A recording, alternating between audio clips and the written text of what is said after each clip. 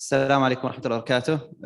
My name is Mohammed Al-Moran, pediatric gastroenterologist, King Salman Hospital, and my colleague Dr. Mohammed Kimbal, King Khalid University Hospital, would moderate today the session.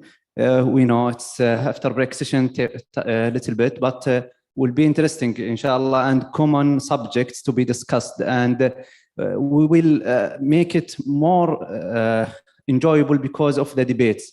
It's not only a subject of cosmic protein allergy that usually lecture, and after that we'll detail about the management and which and which. So we'll have 3 consultants, inshallah, today presenting about debates of cosmic protein allergy. We'll start with Dr. Ali Shimrani. Dr. Ali Shimrani is a senior pediatric gastroenterologist, and will give us the first talk about management cosmic protein allergy, about the first debate, extensive hydrolyzed formula. The floor is yours, Dr. Ali.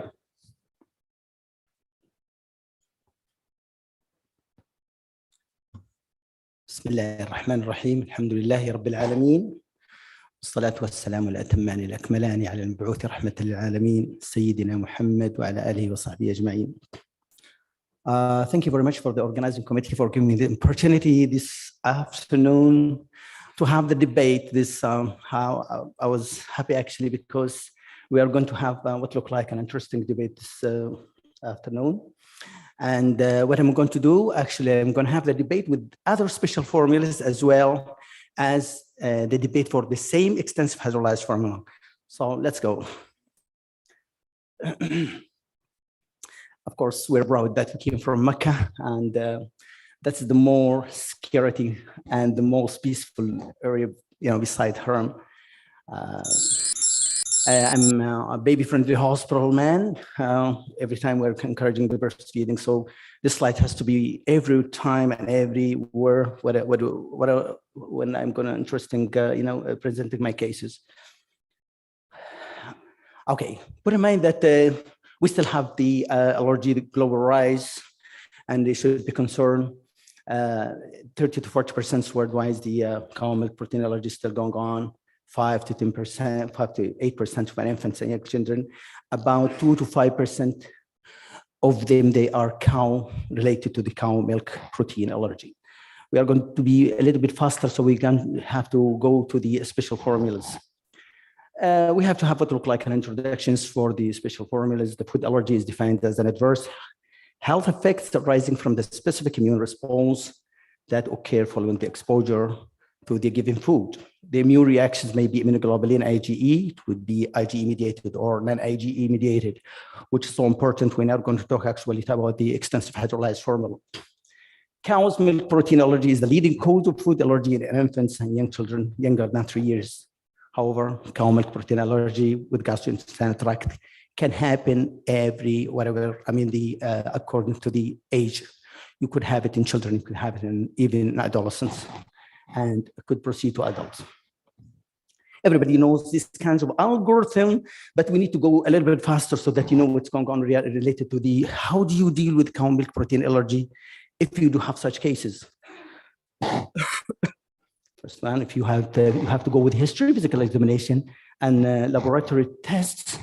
If you do have the case and the patient is having what look like anaphylaxis, you have to go directly toward the extensive hydrolyzed formula or the amino acid-based formula if you do have anaphylaxis. If the case is not anaphylaxis, so you do have time actually to think, and then you do what will look like an elimination and test for the specific IgE.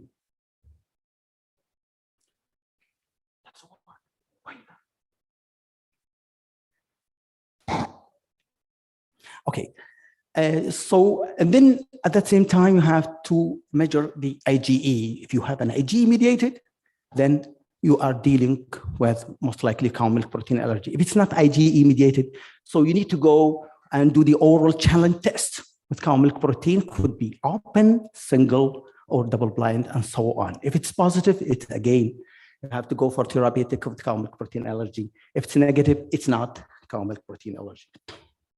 Okay. Delayed diagnosis of the cow milk protein allergy, everybody's going to suffer. The kid, the parents, they have to have what more costs. So you need to diagnose as early as possible, and you need to refer the patients directly actually to the gastroenterologist or to the expert actually pediatrician after that one. This is what we have actually in our scope. This is my cases. We do have oozing of blood from everywhere, from the stomach, related to the cow milk protein allergy. So if I do have what look like a good pointer, I'm going to show you exactly, but this one doesn't work. But look at the other ones. This is another case from my cases actually. It came from south areas from Al-Baha. He was vomiting blood. Once I do scopes, you look at this one actually, he is bleeding from every part of the stomach. And then you have to deal with the formula. Then at the same time, you're going to control everything. Exactly, you have to go and take biopsies from here, diagnose it. This is the most diagnosis one for the gastroenterologist, histopathology. You do find a lot of eosinophils with the more than 20% of the high power fields. Look at this one. This is diagnostic for us. That's why we go directly to the what we call the formulas. Okay, here we go. Treatments. Cow milk protein allergy confirmed. We have to do an eliminations causing therapeutic formulas at 6 months. So everybody's asking for how long I'm going to put the patient special formula. So we have to reevaluate your case every 6 months. And then after 9 months, and then 12 months. If it's tolerating, you need to step down till you go back to the same formula as the baby has started. Infants and children with severe immediate IgE-mediated reactions, we have to do again the elimination diet for 12 months or even 18 months before they are challenged after repeated testing for specific allergy. Okay, the extensive hydrolyzed formula is based on cow milk protein allergy. What do we mean by the extensive hydrolyzed formula? We do define it actually, the extensive hydrolyzed formula, which peptides have a molecular weight of less than 3,000 delta, or what we call less than 3 kilo delta. If you have more than 3 kilo delta, it means you are measuring the molecular weight. It means this one is going to be allergic to the baby. So you have to have your formula less than this kind of 3 kilo delta as much as you can. Otherwise, you still have allergy. The majority of infants and children with common tolerate extensive hydrolyzed formula with whey or casein as nitrogen source.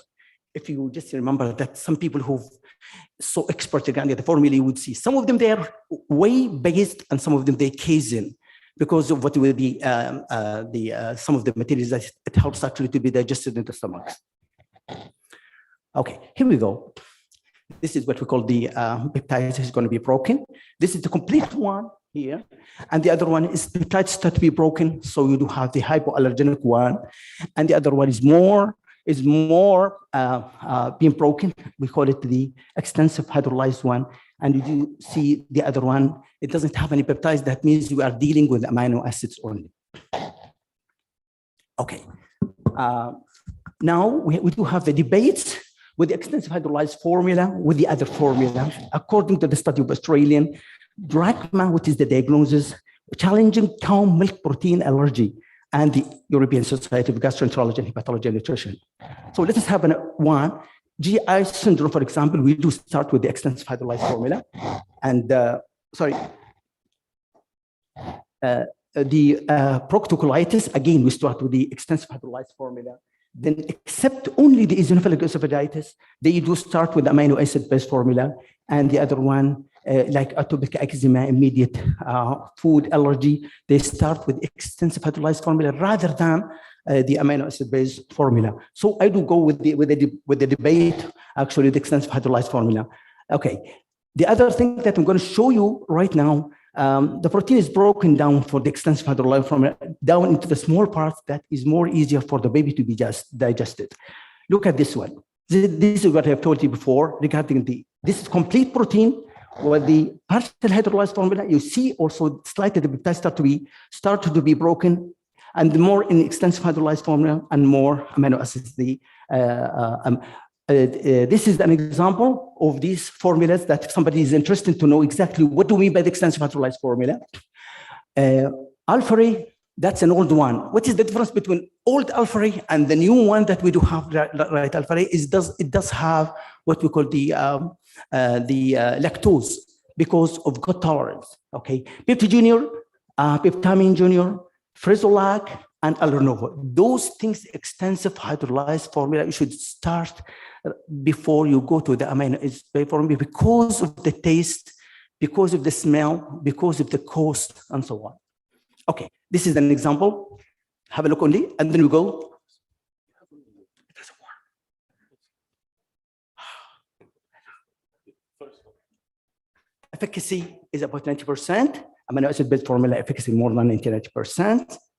And okay, this is the study that I do have 3 slides I'm going to finish. That it tells you exactly the debate between the extensive hydrolyzed formula. Look at the M1, just concentrate with me. Let's say, for example, we are going to have the M1, M2, up to M10. M1, for example, let's have the M female. We are going to have the staining and see if it doesn't stain more, it means more allergy. Okay, that's the M1. Let us test whatever. We'll go to M5, for example. Come back. M5, non-HA. You will see the staining right now. So more allergies, more staining, more allergens. M5, you will see it's clear. M6 is more clear. So if you stain it, you don't have particles. That means the molecular weight is big. It means that the baby is going to have more allergy, or the formula is more allergy, and the baby is going to react to that one. Other one also, I'm going to show you the other one, which is the IgE, maybe. This is the IgE here. IgE, you need also to measure the IgE. If it is stuck to that one, you will see. For example, measure the M5. You will see here, M5, for example, is being measured. So it means that the baby is still having some of the peptides that it does cause allergy to the baby. Look at the M6, for example. M6, I'm not going to mention a formula, so somebody's going to say, oh, he's sticking to the same company or something like that. No, we're going to say with just M1, M2. M6 doesn't have any things. Okay, let's go to, for example, the Alpha-Ray that we were working before. Somebody, you know, Alpha-Ray. 1 minute. Okay, 1 minute. M8 is Alpha-Ray, for example, here. Come back to the Alpha-Ray. Yes. It still have some of the reactivity, but the new one, as I told you, it's giving, better taste. Okay. So the last one is we do have the extensive hydrolyzed formula with the probiotics. It helps. They found that it's so much better than to have what looks like extensive hydrolyzed formula without probiotics. So the conclusion for this is I'm in favorites of the extensive hydrolyzed formula because of taste, of smell, of cost, and also what we call the tolerable acquisition. What does tolerable acquisition means? Whenever you wean down the baby, he's going to come back immediately to the same formula. But in case of amino acid-based formula, it would take time because the immune system is not going to recognize the amino acids. He will recognize, or it's going to recognize what we call the molecular weights and the small peptides that had to be recognized. So it's easier or more recovery for the extensive hydrolyzed formula. Thank you very much. Thank you, Dr. Ali, for this first debate about the extensive hydrolyzed formula, taste, cost, and tolerability, and the easy of weaning. I think after that, we'll see the next debate by Dr. Adil. Okay, thank you, Dr. Ali. Let's see if Dr. Adil is going to agree with you or not. So we have Dr. Adil Al-Shahrani, who's the pediatric gastroenterology. He's a pediatric gastroenterology consultant, hepatology, and clinical nutrition. And also he's the head of pediatric endoscopy unit at ABHA Maternity and Children Hospital. He will be debating the use of amino acid-based formula in the treatment of cow milk protein allergy. Dr. Adil, the floor is yours. Assalamu alaikum. Thank you very much for this, for the organizing committee. I'll talk about the amino acid-based formula in cases of cow's milk protein allergy. And by the end of this lecture, you will see which is better. Dr. Ali products extensive hydrolyzed formula or the best acid-based amino acid-based formula. Okay, I will not take much time in this. As you know, that cow's milk protein allergy, it's an immune-mediated hypersensitivity cow's milk protein. And it is either IgE-mediated or non-IgE-mediated, or sometimes mixed. The IgE-mediated will present with urticaria, angioedema, respiratory abdominal symptoms, ranging from mild to anaphylactic reaction. And the non-IgE-mediated, they usually present with delayed type reaction, mainly gastrointestinal manifestations. Now, which protein that causing this cow's allergy? We have the casein and whey. The casein allergies are known as BOS-D8, comprises of 4 different proteins: alpha S1, alpha S2, beta, and kappa casein. While the whey allergens, which include the most important allergens, which is the beta globulin, and this is the most abundant cow's milk whey protein that is not present in the human milk. And alpha lactalbumin, also what less common allergens like bovine serum albumin and bovine immunoglobulins. This slide, I think it was shown by Dr. Ali, the electrophoresis of the cow's milk, where we're measuring the molecular weight of each allergen. And the most common cow's milk allergens are in the protein, the molecular weight is ranging from 14 to 150 kilodalton. And the cow's milk casein, which is about 25.2 kilodalton. And whey beta globulin molecular weight is about 18 to, is about 18 kilodalton. And alpha lactalbumin is almost 14.2 kilodalton.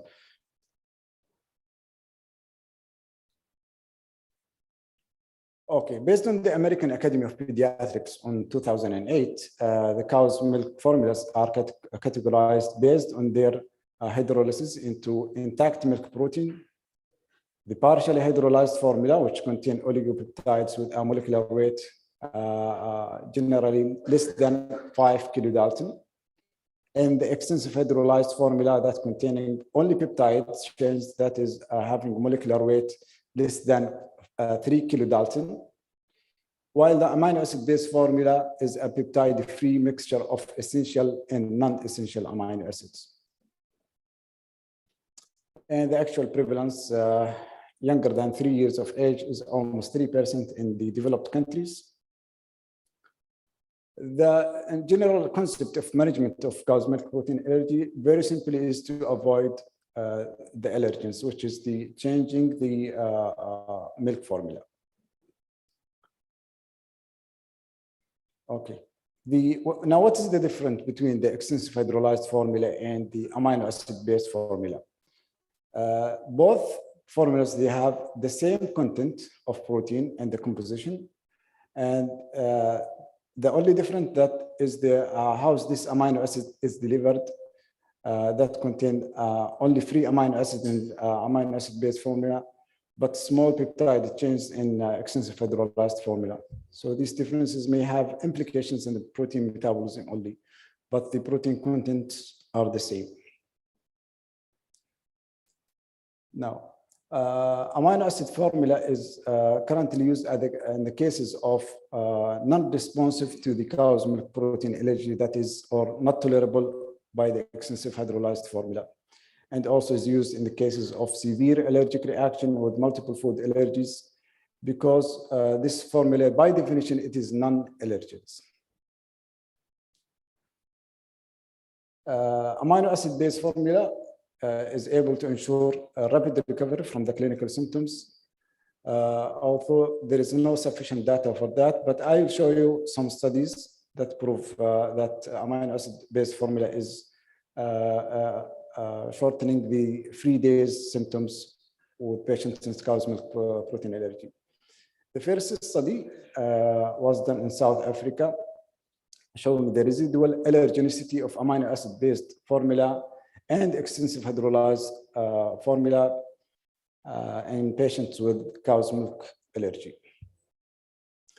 The aim of this study was to evaluate the extensive hydrolyzed formula and the amino acid-based formula in the residual allergen that and the protein size and the amino acids. And they conclude that these findings indicate the formula that extremely likely to be compliant with definition of tolerance in 90% of proven cow's milk protein allergy patients. And both formulas may therefore are labeled as suitable for dairy management in infants of cow's milk protein allergy. So until now, it's almost the same in the efficacy for both amino acid-based formula and the extensive hydrolyzed formula in this study. How about the cost effectiveness? This is a study was done in Brazil in 2016, showing that the amino acid is cost effective. And this study was titled Amino Acid Formula as a New Strategy for Diagnosing Cow's Milk Allergy in Infants. The aim of that study was to estimate the cost effectiveness of new strategy that uses amino acid formula in the elimination diet of infants with suspected cow's milk protein allergy.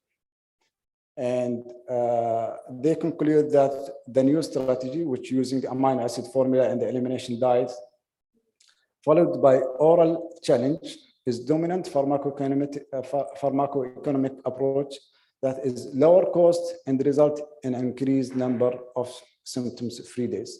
So they did not compare the extensive hydrolyzed formula in this study, but they studied the amino acid-based formula.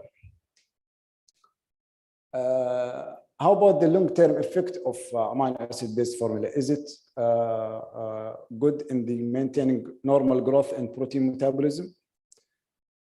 This study was released in 2017 at JPGN. They studied the long-term effect of amino acid-based formula, comparing with extensive hydrolyzed formula and healthy controls. It was almost 12 months multi-center randomized control studies. They divided the patients into 3 groups. Group number 1 with amino acid-based formula. Group number 2 was extensive hydrolyzed formula. and group 3 is health controls. And the study showed that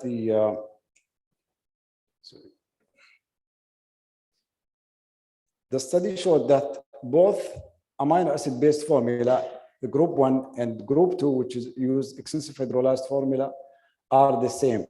There is no big difference, and the p-value was insignificant, while if they compare it with the health controls, and it was significant p-value. So they conclude that the long-term treatment with amino acid-based formula is safe and allows adequate body growth in children with cow's milk protein allergy. And at the end of that study, they conclude that 2 minutes, Dr. Adil, left. Okay, that the long-term use of amino acid-based formula is able to stimulate growth pattern similar to the extensive hydrolyzed whey formula in children with cow's milk protein allergy. So I think this is the most important study has been done in this field, comparing the amino acid-based formula and the extensive hydrolyzed formula, and they conclude that they are the same.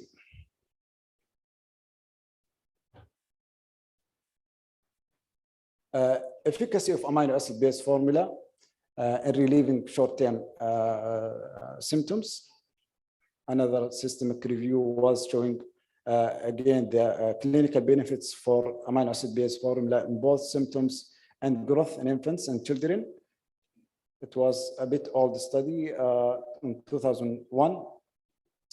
Also hypoallergenicity of and efficacy of amino acid with patients with multiple food allergy, released on published in 2002, in 2001.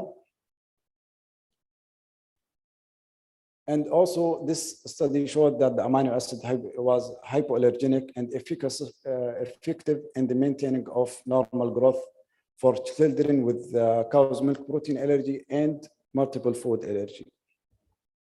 Is it safe? This is another study was released in 2002 with a fair number of patients, about 52 patients with cow's milk protein allergy, given extensive hydrolyzed formula and amino acid-based formula, and both formulas showed that they are safe for infants that exhibiting overall gain, length and height, length and weight. Atopic dermatitis, is it effective in atopic dermatitis? This study was prospective controlled multi-center study released in 2001. Again, it showed that it is resolving there is significant improvement in the score of atopic dermatitis with a significant p-value. So why amino acid-based formula? Because of the residual allergenicity, cost-effective, long-term effect on body growth and protein metabolism, relieving symptoms, even relieving symptoms with multiple food hypersensitivity. It is safe and resolving also atopic dermatitis. Thank you very much. Thank you very much, Dr. Adil. That was very appreciated and very nicely. We're going to present the third debater, Dr. Tamran. So third debate by Dr. Ziad Mirza. He is talking about something, not amino acid, not extensive hydrolyzed, it's rice-based. So he will convince us with maybe, I think, so it's the cheapest, or I will not be in the favor of Dr. Ziad, but maybe he will tell us something else about rice-based formula. The floor is yours. Sorry, Dr. Ziad, I thought about the debate. Dr. Ziad Mirza, he's working in King Faisal Specialist Hospital in the third year, pediatric GI fellowship, and he's returning back, inshallah, to Armed Hospital in Jeddah. Assalamu alaikum wa rahmatullahi wa barakatuh. Thank you, Dr. Tamran. Thank you, Dr. Campbell. It is my great pleasure to be here speaking in this prestigious conference, and I would like to congratulate the organizing committee for this very successful event. My talk today is about hydrolyzed rice protein formula. I have no disclosure. So hydrolyzed rice protein formula has been in the market, especially in Europe, for over 20 years. In general, all plant food formula or plant-based formula has gained popularity, especially among those who are supporters to animal rights. And some people even think that plant-based food is healthier than animal-based food. When I say plant-based formula, I'm mainly talking about two things, either soy formula or extensively hydrolyzed rice protein. In this competition, definitely the hydrolyzed rice protein is winning the competition for two reasons. The first reason is that hydrolyzed rice protein is definitely less hypoallergenic than soy formula. The other thing, the presence of phytoestrogens in the soy formula, it has some clinical concerns. So it's not there in the hydrolyzed rice protein. When I talk about the protein content, it's much or less comparable to a standard formula. But as the case in the plant-based formula, it lacks some certain essential amino acids. For example, we all know that soy-based formula lacks the methionine. For example, we have to fortify the patient with methionine. And hydrolyzed rice protein formula, we need to fortify with lysine, threonine, and tryptophan. In regards to the carbohydrates and lipid metabolism, the lipid composition is identical to standard formula. The carbohydrates consist of dextrin maltose and cornstarch, and most of the formulas in the market are lactose-free formula. In regards to the energy, it's comparable to standard infant formula, ranging from about 67 to 71 kilocal per 100 ml of milk. Whenever I say rice, maybe some of you think of arsenic toxicity. So is that the case in the hydrolyzed rice protein? So all the manufacturers are carefully monitoring the level of arsenic toxicity. It's about 2 to 5 times less than the maximum dose of arsenic. So the maximum dose is 10 microgram per kg, and most of the formulas are about 2 to 3 microgram per kg. So arsenic toxicity is out of the picture here. In addition, that the hydrolyzation itself, it makes the arsenic content less. It's more common in rice syrup. It's more common in brown rice, but it's not there in the hydrolyzed rice protein. So this is the cornerstone of my talk today. What is the data or literature review regarding the hydrolyzed rice protein formula? I'll start by using hydrolyzed rice protein formula in healthy infants. So Leskin at 2006 has studied, he has recruited about 65 infants without cow's milk protein allergy. And he divided it to 2 arms, arm taking standard formula and the others taking the hydrolyzed rice protein. And there was no difference in the weight gain or BMI or height. Similarly, Girardet, 2010, has also recruited 78 infants, and they were followed up to the 4 to 6 months when the complementary diet was started, and he noticed there is no difference in this score compared to other infants. In regards to the cow's milk protein allergy affected infants, Vantiblas has recruited about 40 patients, and he measured the disease score, and he noticed that the mean of disease score has reduced from minus 0.7 to minus 0.1. So there is significant improvement in disease score. And a Spanish study has recruited 92 patients, and he divided in 2 arms, the arm taking hydrolyzed rice protein formula and another another one taking extensively hydrolyzed formula. And they compared the two groups, and there was similar growth in the two groups. In 2007, a multi-center randomized trial has recruited 93 infants with cow milk protein allergy, and they recruited and they started them on soy formula, extensive hydrolyzed formula, and hydrolyzed rice protein formula, and there was no significant in the growth in between these groups. Regarding negative impact in the hydrolyzed protein, I only found this study, which was by Savino at 2005. He recruited 58 patients, and this is the intervention group, and they compared, and the intervention group included high rice protein formula, soy formula, and extensive hydrolyzed formula. And he compared it with the control group, which is healthy, taking the standard formula. And he didn't find any weight significant or growth significant in terms of Z-score between the interventional groups. But comparing the hydrolyzed rice protein with the control group, there was significant less weight gain, especially between the age of 9 to 18 months of age. This might conclude my talk today. I will speak about the advantage and disadvantages of the hydrolyzed rice protein. So first of all, it's a safe plant-based alternative. It's safer, as I mentioned, than soy formula. It is cheaper than extensive hydrolyzed formula. This is for sure.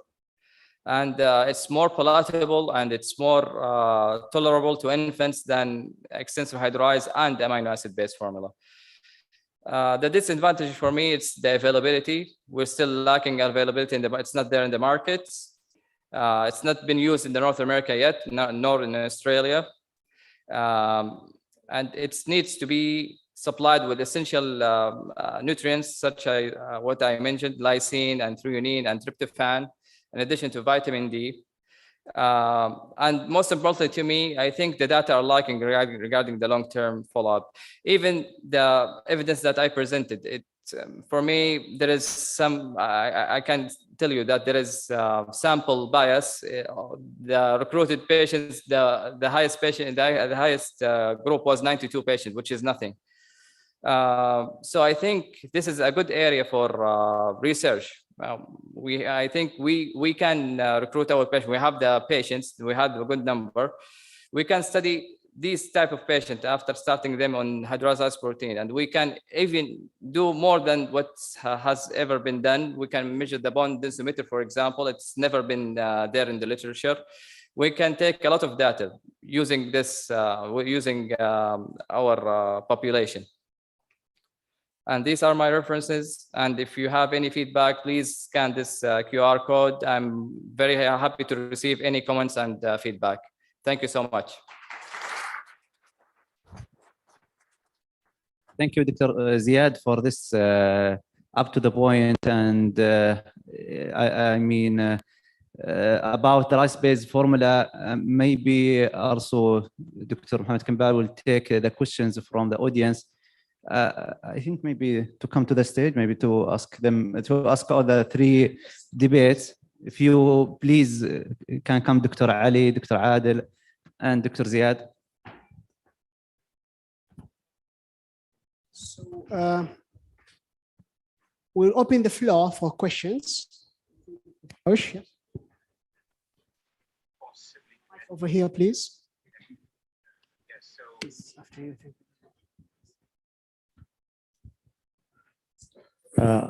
Thank you. Thank you, our speakers. I love you all. So I'm not going to be biased with somebody. But actually, let me just give you my advice, just not to make anyone happy or the other one is disappointed. I think the best thing is to use the amino acid-based formula in cases where you have life-threatening presentation of cow's milk protein allergy or severe reaction because of you start extensive hydrolyzed formula, probably you may gonna take time, and after 2 to 4 weeks, still they are not responding or partially responding to the milk, and then you go further for amino acid. So I prefer to start with amino acid-based formula from the beginning. And those who are going to start elimination challenge, I prefer to start amino acid for reason of delay of diagnosis, because sometimes the patient and the family, they are panicking and they don't know exactly what they are facing. Is it really cow's milk protein allergy, or could be other diagnosis? So I prefer to go for amino acid and make it short to reach to probably to most likely diagnosis of cow's milk protein allergy. Otherwise, it depends on the availability of milk you have in your institute. And again, your experience with extensive hydrolyzed and amino acid-based formula. So this is probably my advice. Maybe I'm right, maybe I'm wrong, like your debate. Who would like to comment from our panel? Yeah, sure. Before somebody's going to ask another question, thank you very much for our governments that they put these kinds of amino acid-based formula in the tender. Otherwise, we were talking last night about the insurance, about the one who doesn't be able actually to do, get these kinds of formulas. So expensive. We're talking about 2.5 cost of the extensive hydrolyzed formula.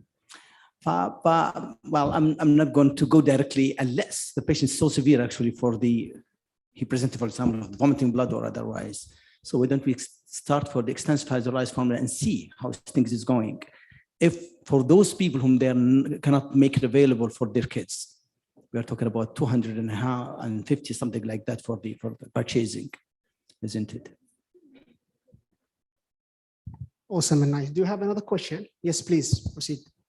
السلام عليكم ورحمة الله. شكرا دكاترة على هذا الدبيت. I have another debate as a practice in MOH. Our way to use what is available. And this is very expensive formula, and it is very expensive for the family. So at the government hospital, usually we have the extensive hydrolyzed formula. Sometimes we have only the amino acid formula. So this is another way to think also. Both of them proved that it's effective in cow protein milk allergy with some difference. Even the difference we are talking about, it is just an effectivity in some extra thing like dermatitis, or even if you are talking about the expensive, the cost, but because both of them proved, actually, usually for me, I look into the system, what is available first, then I will discuss with the parent what is the milk I will give. Anyone from our panel want to comment? Just comment. Thank you, Doctor. I think for all doctors from MOH, use what is available, extensive hydrolyzed formula or amino acid-based formula, because they are both equal in the efficacy. Nice one, awesome. Do we have another question or a comment? Yeah, Dr. Tamran, can you bring the mic over here, please?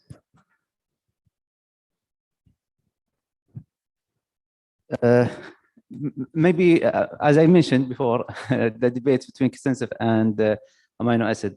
Regarding rice-based formula, I will leave them fighting and I will ask you. Regarding rice-based formula, what's the limitation other than availability about this formula and the studies that have been done? What other limitations that you have passed by during your literature review?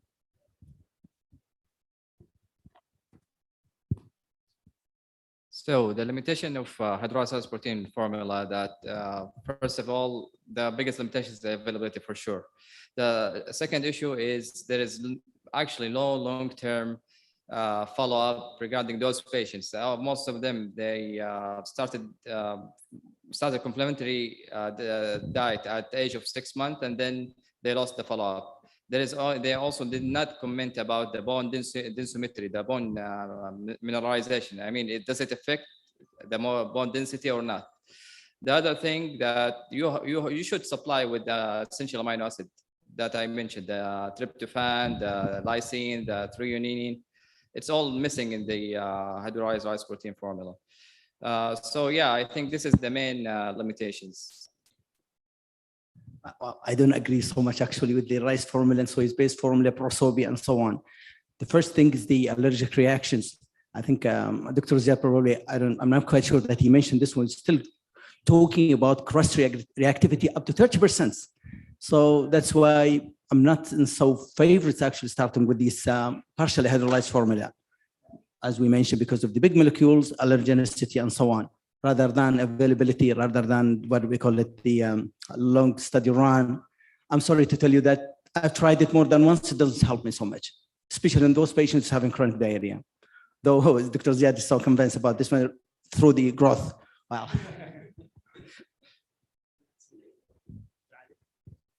So do we have another questions? Okay, yes, please. السلام عليكم. شكرا على المحاضرة الجميلة، بس لكن عايز أسأل سؤال بعيد عن الكاو ميلك allergy. Other food allergies. I have a patient about 2 years. She has an allergy from peanut, broad beans, and lentils. And parents are eliminated these things for a long time. She's 2 years, but there is no benefit from this elimination. I tried for her ketotyphon, but with no results. Lastly, I tried Montelukast. What's your opinion? I'm not sure, maybe this will be out of the scope of the debate, but however, we may give a chance for the speaker to talk about it within a while. Okay. Anyone want to comment about? Yeah. Yeah, we can give it a chance over later. Okay. We appreciate your question, of course, but maybe it will be out the scope of the debate. Thank you. So, Dr. Badr, please. Assalamu alaikum. Shukran ala debate. Regarding each one, there is an advantage and disadvantage. So difficult to give one conclusion. This is the best. But I think rice, it is promising. And there is a lot of studies. Still, it is not recommended by the high institution to be the first choice. And regarding the amino acid, I think the prepared formula already corrected and they added, because it is the same also for the soya. And the soya usually, as it is infant formula, usually they add the deficient amino acid for it.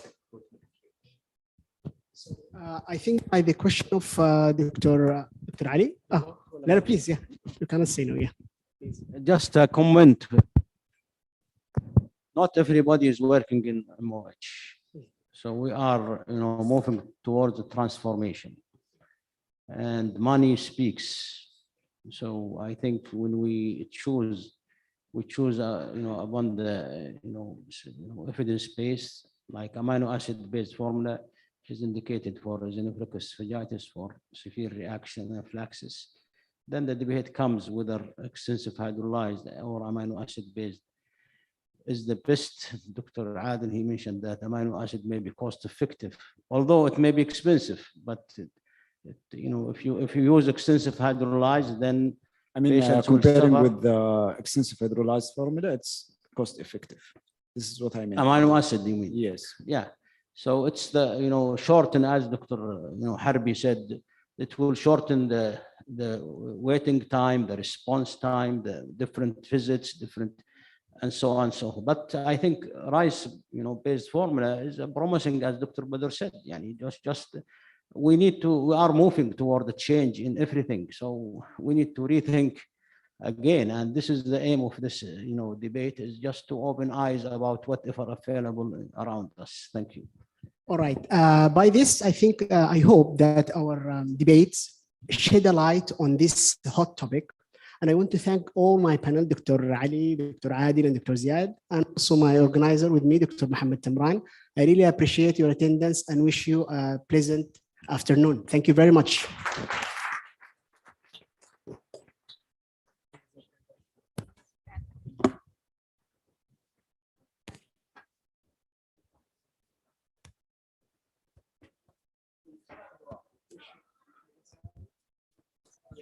please, if anyone couldn't scan the code, can you do it now?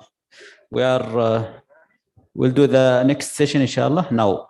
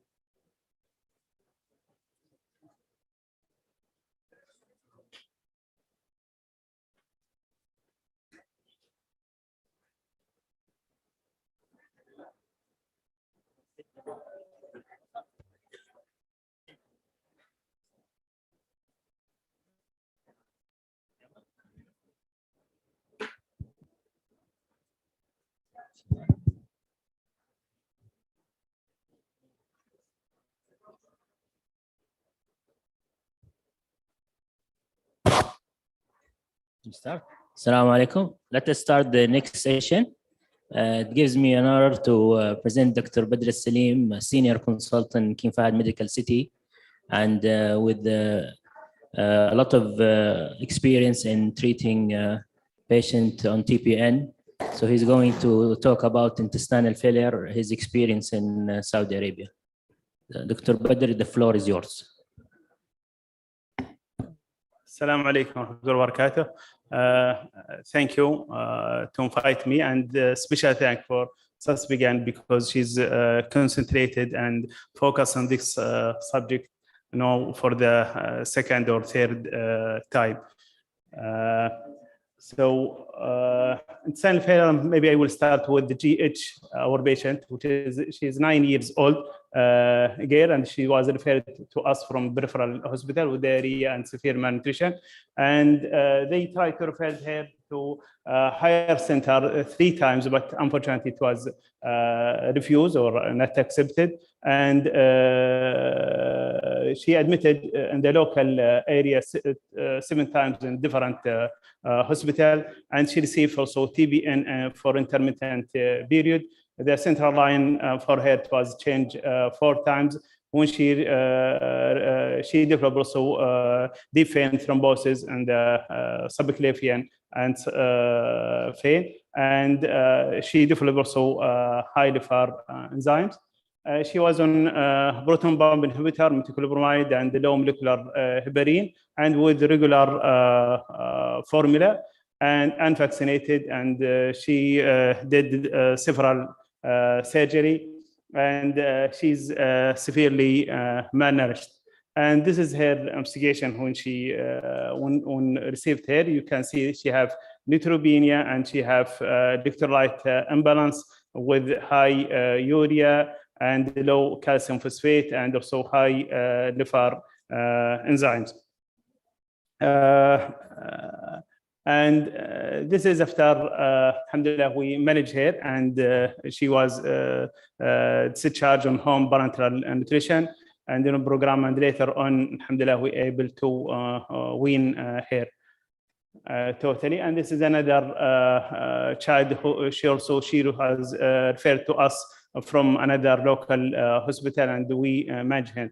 Maybe I start with this 2 story to patient, and to summarize for you the situation in Saudi Arabia and the difficulty which they face, our colleague in the peripheral and the local hospital, and how they difficult to refer the patient, and how much the patient it is suffering there, and with a lot of complication, and develop deep vein thrombosis and high liver enzymes, and some of them may be unable to reach to higher center to receive the medication. So intestinal failure, it is the intestine has lost the function and unable to maintain the calorie, electrolyte, and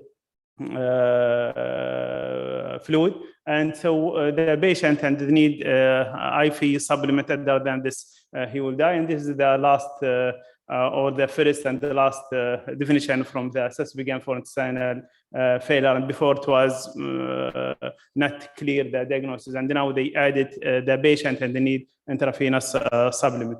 Intestinal failure is recognized and started from the 60s, and with time it is improving, especially after they introduced the TBN, which is also started on 1965.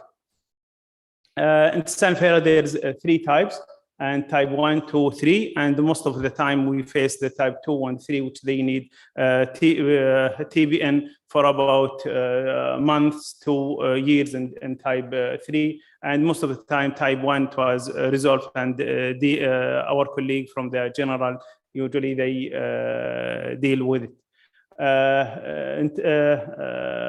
It is 3 as pathophysiology. Usually it is in the children secondary either to short bowel syndromes or malabsorption and or mucosal disease or intestinal dysmotility. And in or sometimes they divide it as GI and non-GI. And if it is non-GI, so it is they include also intestinal fistula plus the other causes. And in adult, they usually they classify it as 5 causes or pathophysiology causes for intestinal failure. Short bowel syndromes, and so there is a lot of definition for short bowel syndromes, but short bowel syndromes, it is a functional diarrhea or functional disorders secondary to after surgery cut of the intestine regardless how much the amount and the cut. The prevalence, it is according to the study, it is more supposed to be more in Saudi Arabia and more the Arab country because of the consanguinity for regarding intestinal failure. And Golet in his study, he suggested the incidence of tufting should be in the Arab country about 1 to 30 to 50 birth weight. And in our study, for trichohepatoenteric syndromes, we estimate the incidence of trichohepatic as 100 to 150. Short bowel syndromes worldwide, it is 25. So expected in Saudi Arabia, there is about 130 cases every year. And also home TBN expected in Saudi Arabia each year as total adult and pediatric 500 to 700 cases. Currently now, there is a lot of big hospitals, especially in Riyadh and also outside, and few big hospitals outside Riyadh. They provide the services for intestinal failure and home parenteral nutrition, but unfortunately, most of the local and small hospital in Saudi Arabia and under MOH, they doesn't have the specialized people, and they doesn't have the equipment and setup and for to manage the patient. And also there is difficulty to refer the patient, which leads to delay the diagnosis and may affect the morbidity or mortality of disease. A lot of challenge. First, the challenge is the system itself.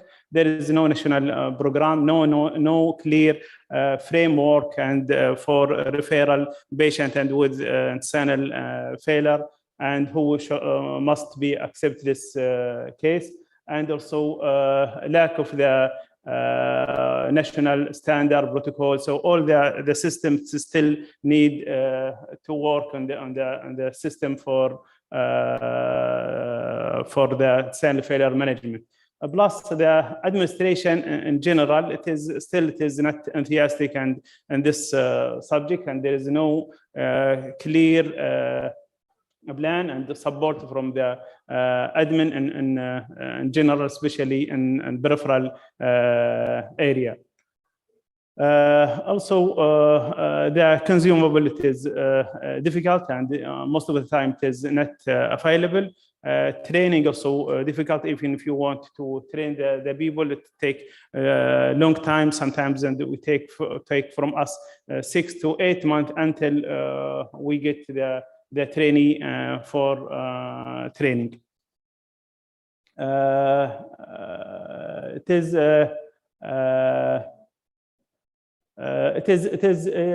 is a complex need usually, and they put it in a small hospital, which is really it is unfair for the patient, for family, and for the physician, because he doesn't have the source or the resources, and they ask him to manage this patient. And also some of the parents also not helpful, and they dumping their children in the big hospital, and they leave them. And most of us, they face this problem, which is the patient, it is accommodated, and the parent, they refuse to take their sons. We started a program, we started the Intestinal Failure facility since 2003 in King Fahd, and it's adapted and by the MOH from 8 years. And our program is multidisciplinary team, and to manage the patient, and we accept the patient from all over the Saudi Arabia, and we manage them, and we help them and to go back and to their home as much as possible. And our goals and to improve the life quality for the family and the patient, plus the other benefit from this of the management of the patient and of the intestinal failure. It is at the King Fahd Medical City, and we are a multidisciplinary team with GI physician and nurses and pharmacists and dietitian and nursing education, social worker, and central venous catheter team, which is very helpful really for us. And the main people in the team, it is the physician and pharmacist and nurse and dietitian, and each one have his job, and we have our protocols and guidelines. And now currently we are dealing like this. This is the King Fahd, and usually we do initiate some collaboration with peripheral hospital, and then we work with him. And sometimes we send the patient directly to his home if he's in Riyadh, or directly to his home in the periphery, and with collaboration and with the peripheral hospital. And sometimes if we face, we face it on one time, it's difficult to teach the parents, and so we send the patient directly to the peripheral hospital, and we teach him, and then after that we able to discharge the patient to home. We able to train about 16 hospital and all over the Saudi Arabia, and we did usually visit for them, and we discuss with them, and we looking for at least pediatrician and nurse and pharmacist, and to start the program there. And this is our checklist, and we should get before we start to or decide to send the patient at home. And then 2 minutes. 2 minutes. Okay.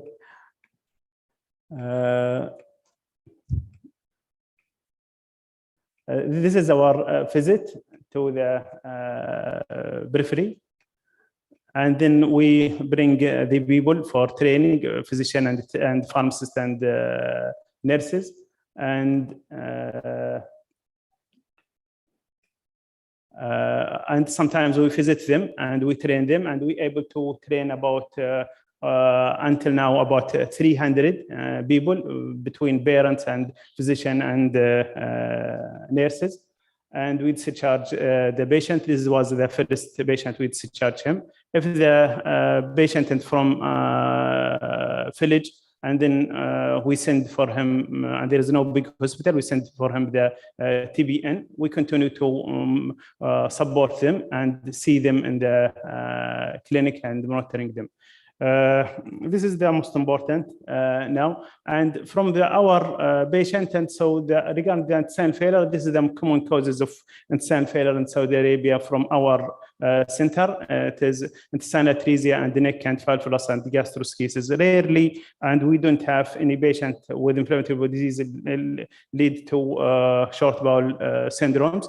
And most of our patients from motility, it is Hirschsprung, and rarely it is pseudo-obstruction. And the malabsorption is common, and as from our patient, and most of them it is enteropathy, and the most common in Saudi Arabia it is tufting and microphallus. And we able to discharge 45 over the last 5 years, win totally. And this is from our also intestinal failure program. So you can see most of our patients from enteropathy is 65, and from another causes of malabsorption is 30. So in Saudi Arabia, most of the disease from intestinal failure is from malabsorption, which is the opposite from the worldwide, and only just short bowel syndromes is only 16 in our patient. And if you compare this to worldwide, and this is from National History of Pediatric Failure Consortium of the USA, you can see how much the congenital enteropathy is. And I think in most of the cases is short bowel syndromes. I don't think there is good reason to short bowel syndrome to be low in Saudi Arabia. I think it is under recognized, and most of them it is not referred to higher center, because suppose we have high consanguinity, and suppose to be also the atresia and the other, it is similar to the other word, or might be more. We able to win about 43 totally, and about 1%, 2 patients went for transplant, and patient still on the program. Unfortunately, we face this problem, which is not recognized worldwide, and also it is not common up to my knowledge. And when I review the literature, nobody talking. We face a lot of patients and with exit site complication, and this is one of the challenge really for us in the program. I don't know if this related to our technique or related to the disease itself, because most of our patients it is enteropathy. So the recommendation we recommend should be in Saudi Arabia well-organized and structured program with well equipment and near to the hospital, and allow or equitable and for all patients all over the Saudi Arabia, and with well-equipped manpower and equipment and training, and with this firm. So there is national center, and then another few centers all over the Saudi Arabia. Shukran.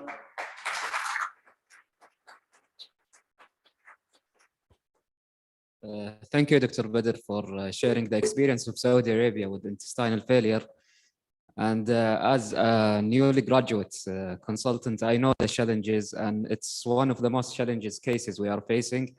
And knowing that there is a journey has been established, and an experience and an established program, national Saudi program, it's something to be proud of. So thank you, Doctor. I'm proud to introduce our second speaker, Dr. Susan Hill. She's a pediatric gastroenterologist in Great Ormond Street Hospital. Also, she's an honorary senior lecturer in Institute of Child Health, London, and honorary consultant, University College of London. Dr. Susan is a member of Journal Pediatric Gastroenterology and Nutrition editorial board, and she's the founder of SASPGHAN Teaching Day. Also, she's member of Clinical Nutrition Editorial Advisory Board in European Society for Clinical Nutrition and Metabolism. Dr. Susan will speak about update on intestinal failure management. Dr. Susan, the floor is yours. Thank you very much. I'm delighted to be with you this afternoon and to be able to speak about intestinal failure. And I'm honored to be your guest at the SASPGHAN meeting. I am also honored to be speaking after Dr. Bada, who I know runs a service in your country to an extremely high international standard. These are my conflicts of interest. So what is intestinal failure? Intestinal failure is when the child cannot maintain weight and growth, even when we give them adequate nutrition using the best feed and the best feeding device. The causes you've heard about, really, they just fall into 3 different groups: motility problems, mucosal problems, and short bowel syndrome. And in our country, in Europe, short bowel syndrome is the most common problem. And as more and more neonates, newborn premature babies survive, it becomes more of a problem with particularly necrotizing enterocolitis. So how do we manage intestinal failure? You've heard about the 3 types, but there are also 3 stages. The first is you have to stabilize the patient because they often present, as you saw from Dr. Bada, extremely undernourished with fluid and electrolyte imbalances. Secondly, we have to make sure they have catch-up weight gain. And then thirdly, we need to make sure if the child doesn't wean off their parenteral nutrition, we need to make sure they maintain a good weight. So if we can't cure the patient and we have to send them home on long-term parenteral nutrition, what is the best way of managing them? First of all, we need to cycle the parenteral nutrition over just 12 hours overnight, if possible. In some children, unfortunately, that's not possible. So you have to gradually wean their parenteral nutrition from 24 to 12 hours. And it is usually safe to give the whole infusion just overnight. It can be helpful to give them something to eat or something enterally during the day.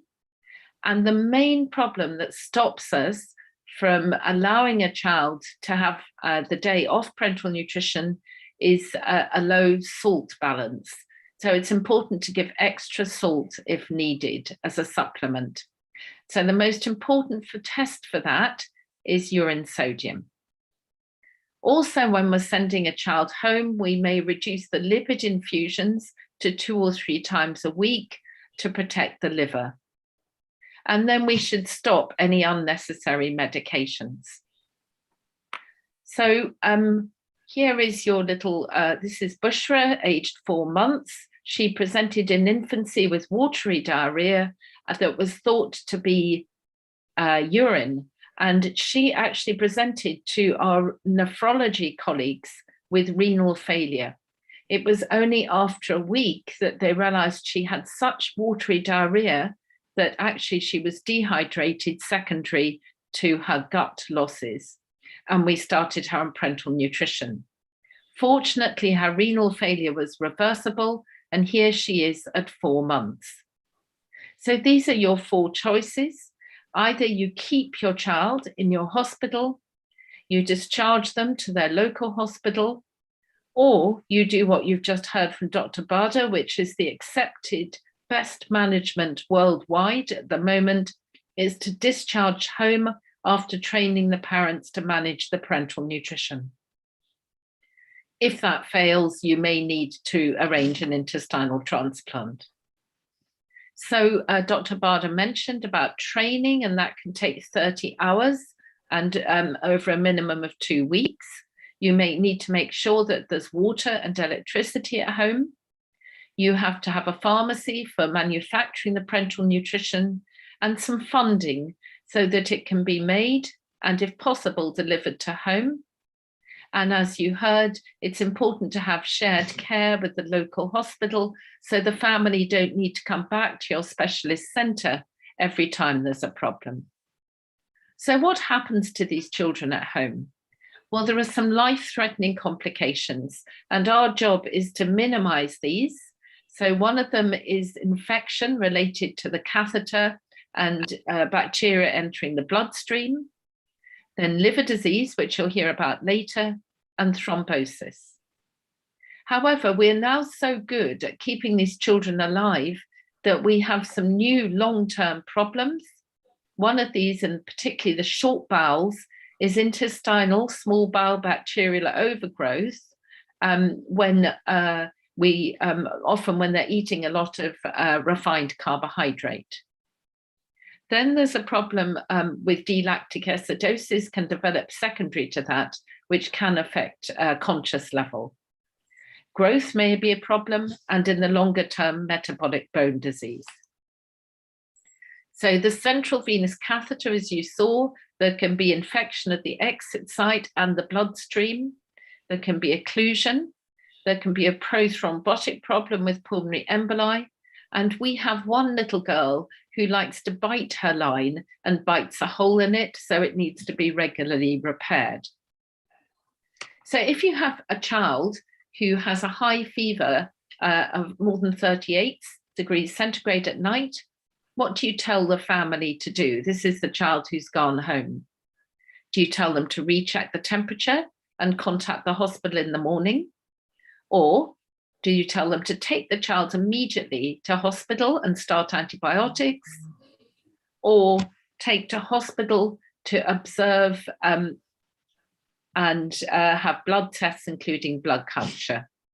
Well, what we do now is we tell them all that they need to go and immediately have a blood culture and start 2 antibiotics. If you start your treatment early, in most cases, you can avert a life-threatening problem. Unfortunately, that's not always possible. And if the culture is negative after 48 hours in a normal healthy child just with intestinal failure, you can stop the antibiotics after 48 hours. I'm not going to mention liver disease, but I do want to mention metabolic complications. This is a child who was on home parenteral nutrition, perfectly healthy, well, but developed heart failure, vasodilatation, and a metabolic acidosis with a high lactate. What sort of problems do you think he might have developed? First of all, he could have developed infection.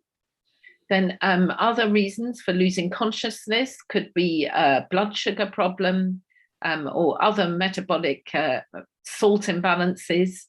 But in this case, what had actually happened is that he actually had developed thiamine deficiency. And the reason I'm telling you this is that more and more we are offered standard bags of parenteral nutrition, and the parents have to give the vitamins separately. And this child actually regained consciousness within 3 hours of being given, sorry, it says intravenous, but intramuscular B group vitamins, which because when you're giving the parenteral nutrition, you're pouring in so much carbohydrate. If you don't give your vitamins along with them, within 2 weeks, thiamine deficiency can develop. So it's now been shown that standard bags are as good as individualized in certain long-term patients, and you can get good weight gain. You can minimize electrolyte disturbances and biochemical abnormalities. Obviously, most of your difficult children with very high losses from a stoma or severe diarrhea, they're not going to be suitable, but certainly in many cases they are. So I would also like to remind you that We need to monitor these children, and one of the problems they can have is metabolic bone disease. So we need to keep an eye on their vitamin D, phosphorus, nitrogen, amino acids, copper, which is important for bone development, and make sure that there isn't aluminium contamination of the infusions. So what I would like to remind you is that our use of long-term home parenteral nutrition has improved so much that children can now survive at home even into adult life. Why has it improved? Well, first of all, we clean the site with chlorhexidine. Secondly, we have taurolidine that helps get rid of the biofilm inside the catheter itself. And by putting in a taurolidine lock, when you have finished the parenteral nutrition infusion, you can reduce the risk of infection. Thirdly, we have new lipids, and we give mixed lipids, which has helped with liver disease. And then we're better at weaning our patients off parenteral nutrition, particularly in short bowel, the surgical resections. If they have solid food instead of a large volume of liquid feed, they wean more readily. And finally, when we put our catheters in, we now use radiological control so we don't damage the blood vessels in the same way that we used to. I just want to remind you that all our lipid used to be soya, intralipid, and now we use these mixed lipids. However, there are still only 4 foods that you can give intravenously, make into a lipid emulsion, and that is fish oil, coconut, olive oil, and soya.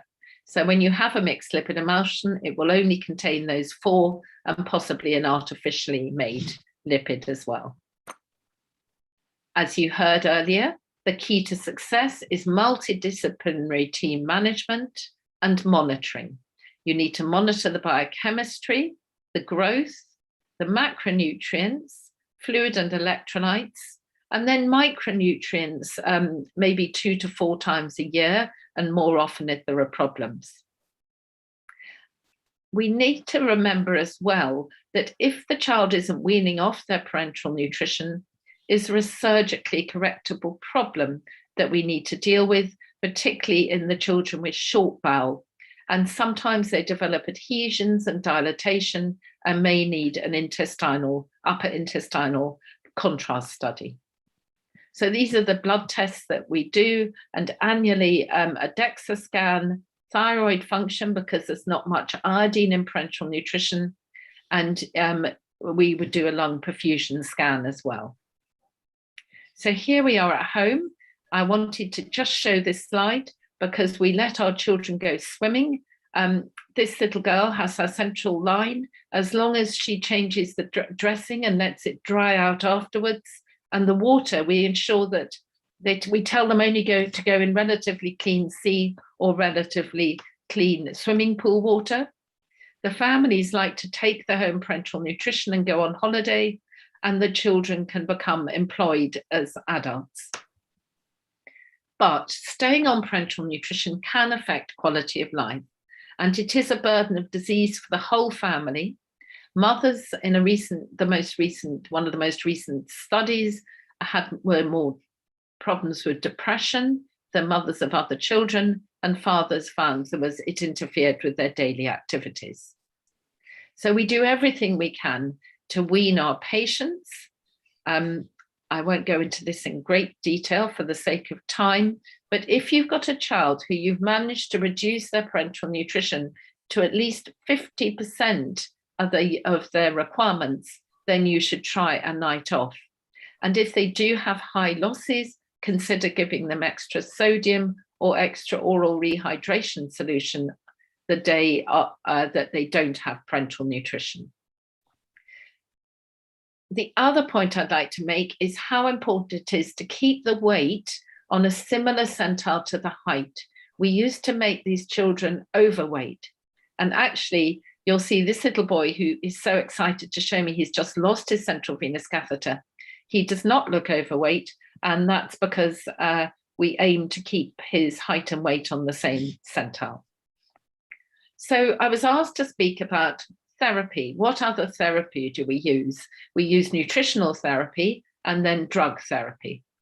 Now, I'm going to start by reminding you of the ones that are commonly used, which include those to reduce gastric acid, particularly after surgical resection. There may be high acid output, and proton pump inhibitors, such as omeprazole, are commonly required, and in some children, they're required long-term.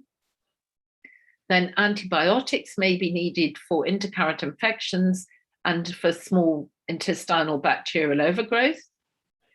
Some people will use probiotics, although we have to be careful of those in short bowel, as they can actually cause bacterial overgrowth. Then in the children, some children, treatment with loperamide or codeine or octreotide may reduce the diarrhea, though octreotide is difficult as a long-term treatment, although there can be, you can try using an agent that doesn't have to be given so frequently. Then we use prokinetic agents in children with pseudo-obstruction, such as domperidone, cisapride, or erythromycin. And I'm just going to briefly mention pyridostigmine that's now used in children with pseudo-obstruction, and leflunomide has been used for one particular condition. So pyridostigmine is a cholinesterase inhibitor, and there have now been some case reports of it helping reduce abdominal distension, reduce requirement of parenteral nutrition, and improve oral feeding in children with intestinal pseudo-obstruction. I'm afraid in my patients, I've not had great success with it, but I still think it's something that we should be aware of, since there are some cases in the literature. The other condition, another condition that really has severe consequences is Ttc7a deficiency. These are infants who present with stricturing intestinal mucosal inflammation and very often need a colectomy. It's so severe.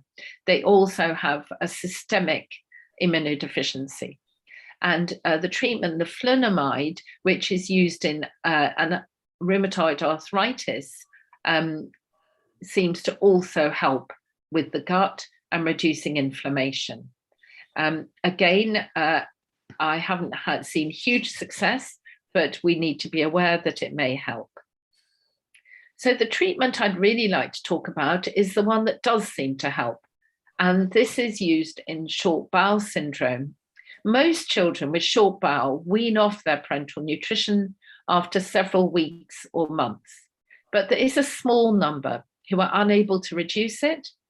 In the past, we just had to keep going with the parenteral nutrition, but we now have the possibility of giving them a gut hormone, glucagon-like peptide 2, GLP-2.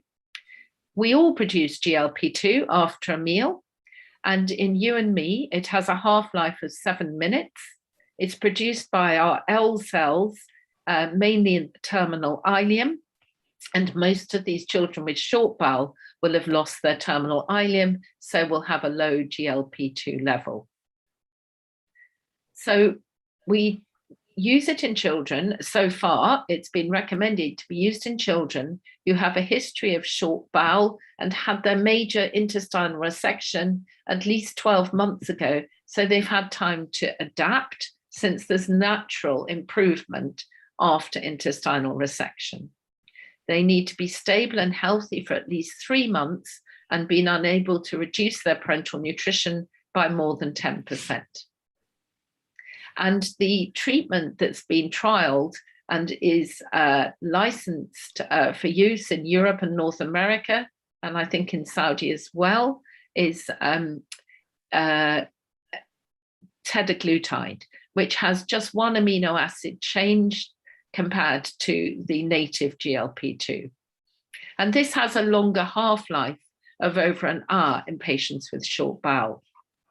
So far, there have been 2 studies in children, one for 12 weeks and one for 24 weeks, and then a longer-term follow-on study. And there's starting to be some real-world publications. There are many exclusion criteria for the studies, which included we were only allowed to give it to children who were at least 10 kilos. There's also been an infant study now, which is exciting. And then children with other problems, such as tumors or malignancies, or the potential for malignancy, were excluded, since this is a growth hormone. And if a child was already on growth hormone, they couldn't start GLP-2 as well. And the aim was to reduce the parenteral nutrition by at least 20%. You may say, why 20%? Well, if you can reduce your parenteral nutrition by 20%, you can probably manage a night off parenteral nutrition. And of course, for the families, that makes a huge difference to quality of life. If you can have one night off, you can have 2 off each week and spread it at different times during the week and give a bit more nutrition on the other nights if needed.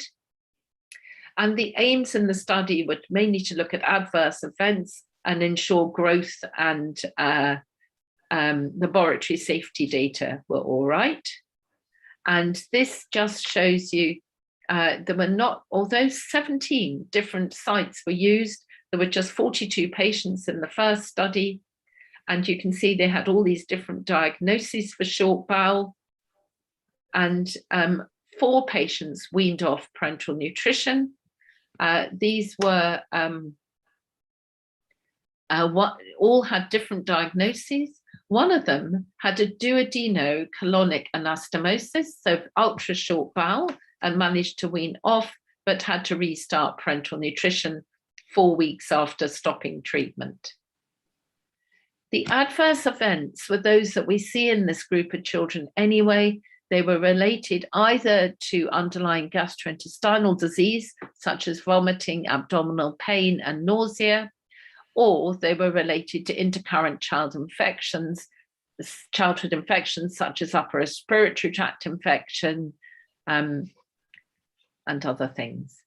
Now, the safety profile, some serious events included a catheter-related bloodstream infection, fever, and flu. So in conclusion, there were no unexpected adverse events, and the children all continued on the tetraglutide. So it was then decided to go on to do a 6-month study. And in that 6-month study, this shows you what happened from 0 weeks up to 28 weeks. They stopped treatment at 24 weeks. And these 2 lines are treatment groups. And you can see even after just 3 weeks of treatment, the children who were given tetraglutide compared to the ones who had standard of care, this black line, those given it started to have a reduction in their requirement for parenteral nutrition. And this was a significant difference with 69% of children given the treatment dose improving compared to just 11% of the standard of care patients. A longer study's been done with some children now being treated for up to almost 2 years, and there have been no new adverse events. So, no new adverse events. There were obviously some adverse events, but these were all similar to in the previous studies. One of the questions is whether these children might develop antibodies. Some of them do, but they haven't interfered with the efficacy of the medication, and there have been no neoplasia. So I'm just going to tell you what happens if you try using this medication outside a trial. And this is what happened in Spain when they started using, looked at their first 17 children. This is from many different centers in Spain. And what they found was that 12 of the 17 actually managed to wean off parenteral nutrition. And look how quickly they did. 3 patients did it in just 3 months, 4 patients after 6 months, but 5 patients it took up to a year of treatment before they could wean off. So one patient had an episode of cholecystitis on treatment. I think those of us who deal with intestinal failure know this happens anyway in children on parenteral nutrition. And one child who had a pre-existing cardiac disorder had problems with the treatment and had to stop, but since restarted it. So the Spanish cohort decided tetraglutide is a safe and effective treatment in children, and that they saw better outcome than we had seen in the studies, which was very exciting, of course. So if you're going to try this treatment, first of all, you need to make sure that the intestine is patent. If there's any narrowing or a stricturing, then it's going to cause problems. So you need to do a intestinal contrast study first. You need to check there's no mucosal disease with an endoscopy. You need to treat any bacterial overgrowth, since it will only get worse if the child starts eating more.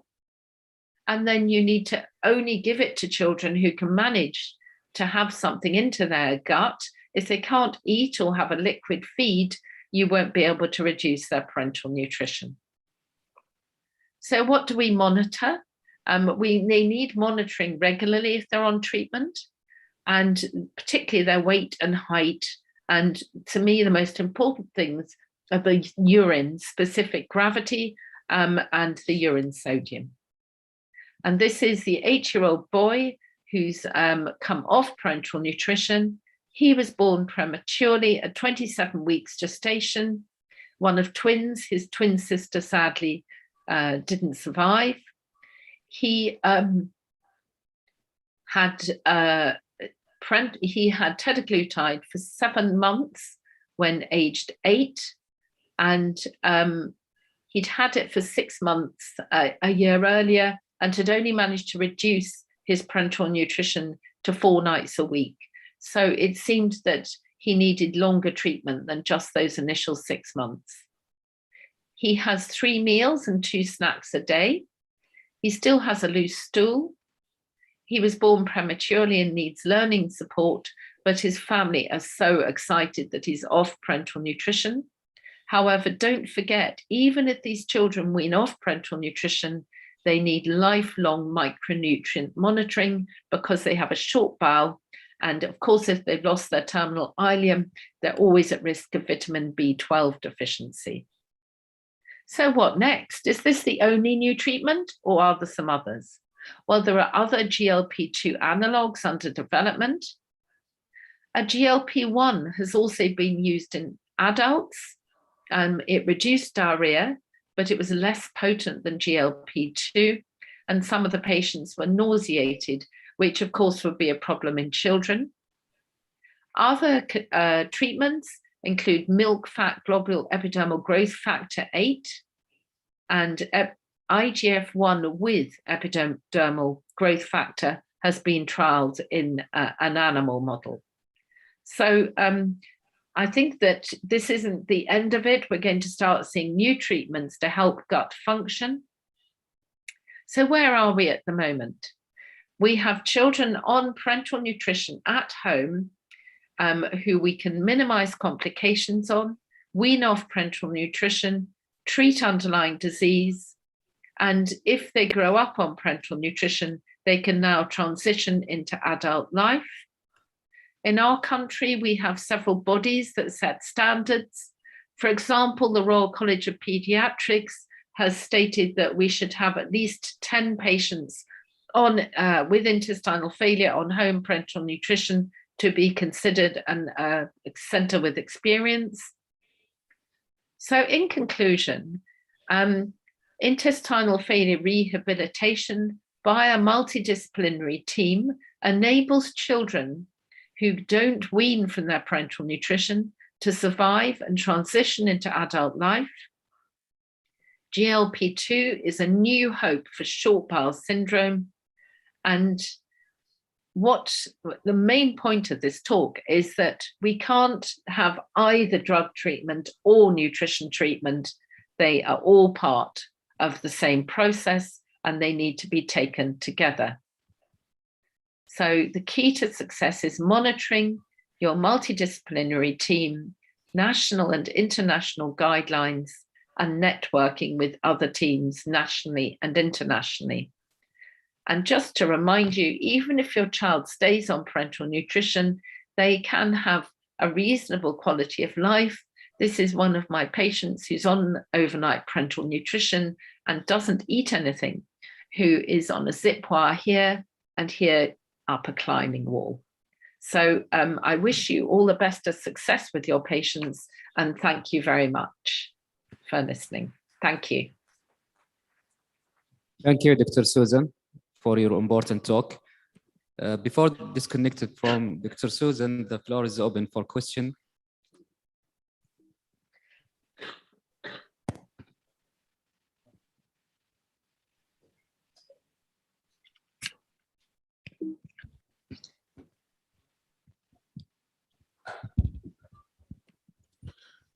Thank you, Dr. Susan.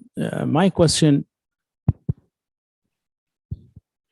do you have an experience with different technique of intestinal lengthening? Is it out of question now, or because of use of new medications, or still valid and used in your experience? That's such an important question. It's part of the care of these children. If they have a dilated intestine, then we would definitely consider a lengthening procedure. And if you need both lengthening and the new treatment, because if you give them tetraglutide and the child eats more, but they've got a dilated bowel, then they may have problems with absorption and bacterial overgrowth. So some of our children have had a lengthening procedure before they start treatment, and others have needed a lengthening procedure after they've started treatment. And the two together can make sure that the child has the best opportunity of weaning from parenteral nutrition. Thank you for that question.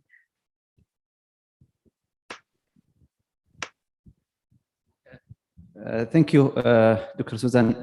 I have a question regarding your experience. What's the minimum centimeters of small intestine that patients live without small transplant? Wow, that's another good question. We have children now, we would resuscitate any infant even with 0 centimeters beyond the duodenum. So we're actually doing an audit in our country at the moment of how many children have less. I mean, a surgeon will tell you it's very difficult to say whether it's 0 centimeters, 1, 2, 3, 4, or 5, but we're looking at children with 5 centimeters or less and seeing how well they're doing on long-term parenteral nutrition. But we certainly have, I had one boy who was in that study who had a duodenorectal anastomosis, and he even came off parenteral nutrition for a period. So I think that the gut has far better rehabilitation than we ever imagined. And we do now keep any child alive. Now, obviously, it's an ethical issue, and in some countries, I know that that wouldn't be considered. Thank you. We have another question. Yeah, thank you, Dr. Susan. This is really a very interesting lecture. What's your experience for those patients who present with bacterial overgrowth and they are coming with the frequent abdominal distension and acidosis, and they are taking different courses of antibiotics? Any rule of probiotics, and what type of probiotics you can use? Oh, I wish we had the answer to your question. We all have this problem, and I think we all need to put our heads together and work out the best treatment, because right now it seems that antibiotics are the answer rather than probiotics, because with the probiotics, I've seen a child who was on what we thought were good probiotics, who ended up with delactate production. And it was affecting him where he couldn't walk properly, and it was affecting his speech. And when we stopped the probiotic, he got better. So I'm quite wary of probiotics. If you find a good probiotic that works for these children, then fantastic. But I think we have to be careful. The thing that we add in as well as antibiotics is bismuth. I don't know if you've tried using that, but bismuth does, I've got no evidence, but there's anecdotal evidence that it can help.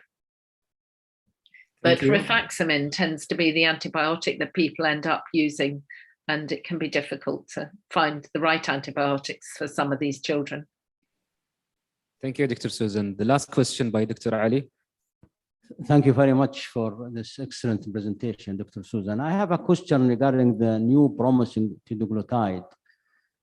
The question is it cost effective and is it a lifelong treatment? And the third thing, is there a risk of malignancy with the long-term use of this drug? Another excellent question. I think you've all asked the best possible questions, and this is another excellent one.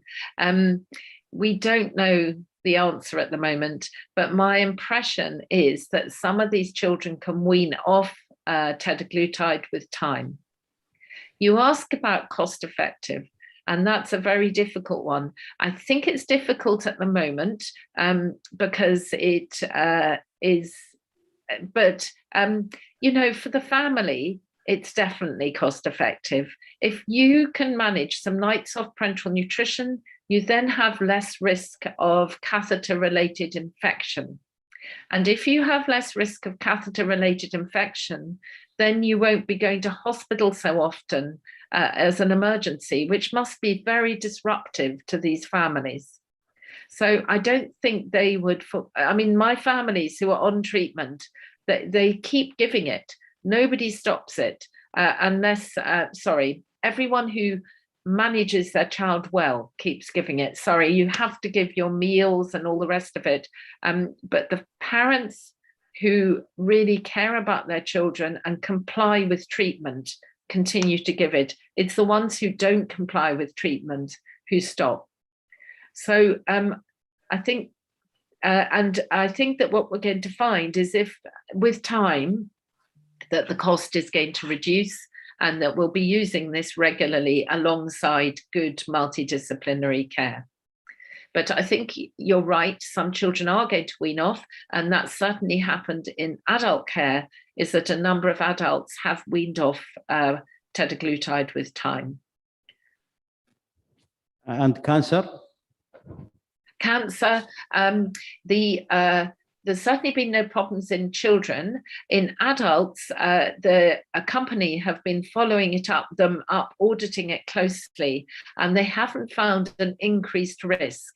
Obviously, in adults with short bowel, many of them have problems like Crohn's disease with chronic inflammation, and obviously there's a certain risk of colonic cancer as in the general population, but they haven't found that the risk is any higher with teduglutide. But of course, it is a theoretical risk, and we need to keep monitoring for it.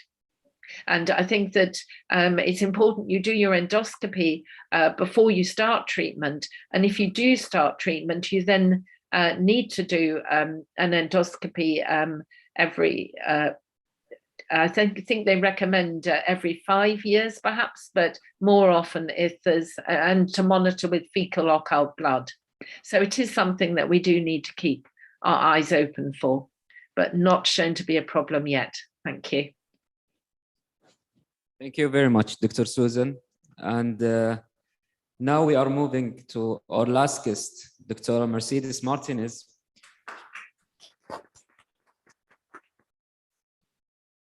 Dr. Mercedes Martinez, she's pediatric gastroenterologist and transplant hepatologist. She's the medical director of Intestinal Transplant program in New York, Columbia University Medical Center. Also, she was awarded by New York Magazine Best Doctor in 2016, 2019. Dr. Martinez will speak about the liver and intestinal failure, innocent, bystander, or driving force. The floor is yours, Dr. Martinez. Good morning, everyone. Thank you for that nice introduction. I want to thank the organizer for the invitation to speak in this important topic of liver and intestinal failure, and it's an innocent bystander or driving force. I hope that at the end of the lecture, you will be able to choose one or the other, or I might convince you that it's both. It's really an honor to be here in the company of these outstanding speakers and talking about this important topic. I have no disclosures. The objective of this lecture is to learn the clinical presentation of intestinal failure and intestinal failure-associated liver disease, which I refer from now on as IFAL, identify the risk factors predisposing to the development of IFAL, understand the therapies to prevent IFAL, and then recognize the long-term implications of IFAL. I guess that we all have this kind of case, very similar to Dr. Susan's patient. This, I'm going to start with a clinical case. It's a premature infant, X26 weeker, with necrotizing enterocolitis several times, multiple abdominal surgeries to manage this peritonitis, has 70% of the proximal small bowel resected, proximal jejunostomy, and has been treated for E. coli bacteremia 3 times already. There's no question that this patient has intestinal failure. I think that we are all familiar now with the definition of intestinal failure. This is when the patients are incapable of maintaining proper nutrition through enteral intake and is characterized by food intolerance, malabsorption, and diarrhea. One thing that I think that has been the theme through the lectures is that the overall functional prognostic and complications associated with intestinal failure are strictly correlated with the length of the bowel, but also with the function of the remaining intestine. You can have a lot of intestine, but if it doesn't function, then it doesn't work for you. I think that picture is worth 1,000 words. This is definitely a patient with intestinal failure. This is an 18-month-old that his weight was less than 3 kilos when he arrived to our institution. I think that we have been focusing on the type of intestinal failure. We know that there are 3 types. Type 1 that is self-limited. We all are familiar with these patients that come out of the OR and can not eat for a couple of days or weeks, but eventually they can go home and enteral nutrition. Type 2 is that patient that is more complicated and require a longer time for enteral adaptation, and definitely will be benefit for having a multidisciplinary intervention. But type 3 is that chronic patient with intestinal failure that will require very long-term parenteral nutritional support, and it will be the focus of this presentation. The etiologies, I think that we all has been discussing this morning. On the left side are those etiologies that are related to short bowel syndrome. These patients lose part of the bowels, and these are necrotizing enterocolitis, like the patient that I just presented. Intestinal atresia, they come in very different flavors. Some of them have one atresia with a very dilated proximal intestine. This patient have a lot of intestine, but this intestine cannot move. This dilation is really significant, and the motility is affected. And this patient might need few months until this intestine narrow down and you will be able to use it for intestinal nutrition. Malrotation, very familiar with that. This is a developmental problem of the intestine where the mesentery is very narrow, have the tendency to twist. And the patient is totally fine when they have this. They might have episode of on and off vomiting or some abdominal pain, but when the intestine twists and become a necrotic, you lose significant portion of the intestine. And this person is going to be depending on parenteral nutrition for many years or for life. Gastroschisis, abdominal wall defects, and when the intestine is exposed to the amniotic fluid, even if you have the whole intestine preserved, this patient will have a very hard time for many months or year to have an appropriate motility and a good tolerance. We also have ischemia, trauma, IBD, tumoral radiations that are less frequent than in pediatric, but definitely an important etiology of intestinal failures in adults.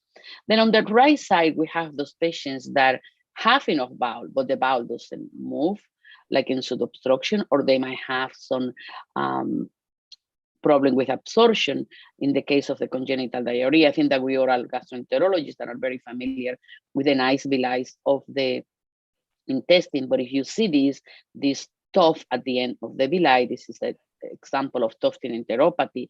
This is not a nice villi that is going to have an appropriate absorption, and these patients likely will be on parenteral nutrition for life. We also have patients with microvillus inclusion disease. We can see how abnormal these intestines are, and if we look at close in electron microscopy, we see these villi inside the enterocytes, but no outside, providing appropriate absorption. And then we have all these other rare cases of congenital diarrheas that I'm not going to go over, but they are here for you to remember that they exist. I think that we are now also familiar with the different stages of nutritional management. Go from acute stage, that is the very first few weeks when you just try to keep the patient alive and keep it hydrated and with electrolytes management, and you start TPN, to the stage 2, that is this long phase of adaptation that can take weeks, years, most of the time. And the stage 3, that is the maintenance phase, that Dr. Susan referred very nicely. These patients can be off TPN, but they have micronutrients insufficiency. And if they get any insult, any viral illness, these patients might require to go back on TPN, very different from the child that has rotavirus and is stay home or come to the hospital for a couple of days to get IV fluids. These patients might require to go back on TPN for a few weeks or months. Then this is always very dynamic phases of intestinal failure. And these patients are going to be your patients for life. Don't even think that you are going to get rid of them because they are not on TPN anymore. Then the prognosis of these patients, I think that Dr. Susan made it clear, it could be acceptable and safe to lifelong parenteral nutritional support in some patients. But the complication of parenteral nutrition and central line are life-threatening, and intestinal failure-associated liver disease is one of those complications, and this is the focus of our lecture today. And these pictures of these patients that came to us with severe intestinal failure, and this is the same patient 5 weeks after. It's a miracle what TPN can do, and the TPN and the good management by a multidisciplinary team brought these patients that looks totally pre-mortem to a baby that looks healthy. Difficult to think that this is an 18-month-old, but if you said that this is a 7-month-old, you can agree that this baby looks like a healthy baby. And this was only with TPN. Then the TPN is safe and save life. But now we are going to focus on the intestinal failure-associated liver disease. I'm going to start by going over definitions. It might be confusing. We as a medical doctor sometimes make our lives very difficult. For some of us that are a little older, this terminology used to be TPN cholestasis or parenteral nutrition associated cholestasis, and has been defined as the presence of a zero conjugated bilirubin more than 2 milligrams per deciliter, or more than 20% of the total level of bilirubin in a patient that has been on parenteral nutrition for at least 2 weeks with no other causes of cholestasis. This definition still stands today. I want to make 2 important remarks, that if you have a baby in the NICU or a newborn that has been on TPN and is cholestatic, you need to rule out other causes of cholestasis.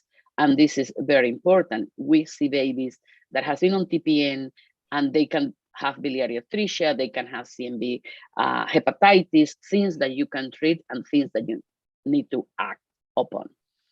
Then over time, this TPN cholestasis terminology evolved to parenteral nutrition associated liver disease because we realized that it was not just the TPN, there were other things that were coming with the TPN that might be relevant for this patient. But more recently, the term intestinal failure associated liver disease has been preferred because it really reflects more accurately the multidisciplinary nature of the problem. The problem is not just the TPN, it's the lack of enteral stimulation, it's the frequent surgery, the polypharmacy, and all these other problems that these patients could have that also impact the liver. Then to make the diagnosis, the patient has to be on prolonged use of TPN. The early definition was 2 weeks. I think that we did TPN management very poorly about 20 years ago, and patients could be cholestatic in 2 weeks. Now we know that we can do a very good management of TPN, and our patients might not develop cholestasis, even if they are on TPN for many months or year. We still have the definition of elevated liver enzymes with more than 1.5, the upper limit of normal, with histological abnormalities. Let me make clear, liver biopsy may be helpful, but it's not mandatory for the diagnosis of IFAL. The decision to perform a liver biopsy should be made on case-by-case basis due to the invasive character of this procedure. It's helpful, but not mandatory. You can diagnose somebody with intestinal failure associated liver disease without histology. And there are two major histological presentations. Cholestasis, that is the predominant finding of 40 to 60% of infants and young children with intestinal failure associated liver disease. They can have ballooning and the hepatocytes, coffer hyperplasia, extramedullary hematopoiesis, like we see here. And also we see here the bile plugs in the canaliculites of the liver. Then this is really a liver biopsy of the baby that is very cholestatic. In adults and older children, we have Esteato Hepatitis that can present with both macro and microvesicular steatosis, and is seen in about 55% of adults with TPN.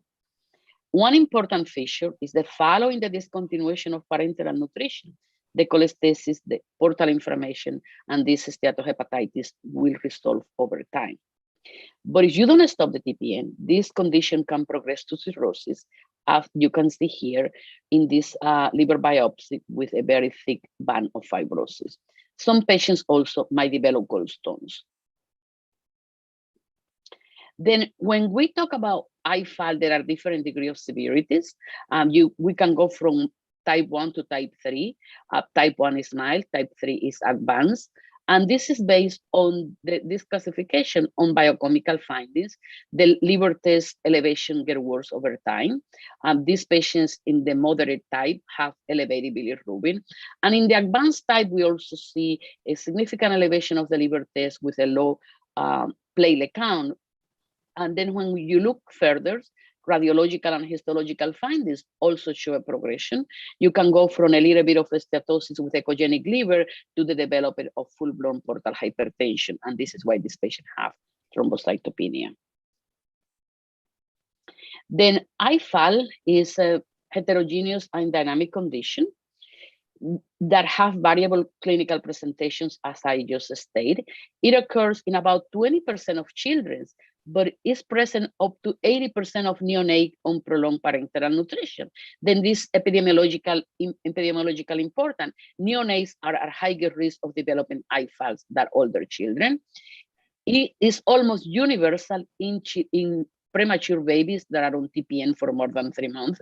When you walk through the NICUs, almost all these babies with intestinal failure are jaundice, though it's the lower incident in older infants and children that have some functional intestinal and have some tolerance for enteral nutrition. I think that here I'm introducing you to some of the risk factors. And as I said before, this IFAL should improve with discontinuation of the TPN unless the liver of your patient is extremely damaged. Then the risk factors that are predisposed to IFAL has been subdivided into nutrient dependence and non-nutrient dependence. I highlight here in black those risk factors that I think that are modifiable, and we should focus on those factors to prevent the development of IFAL.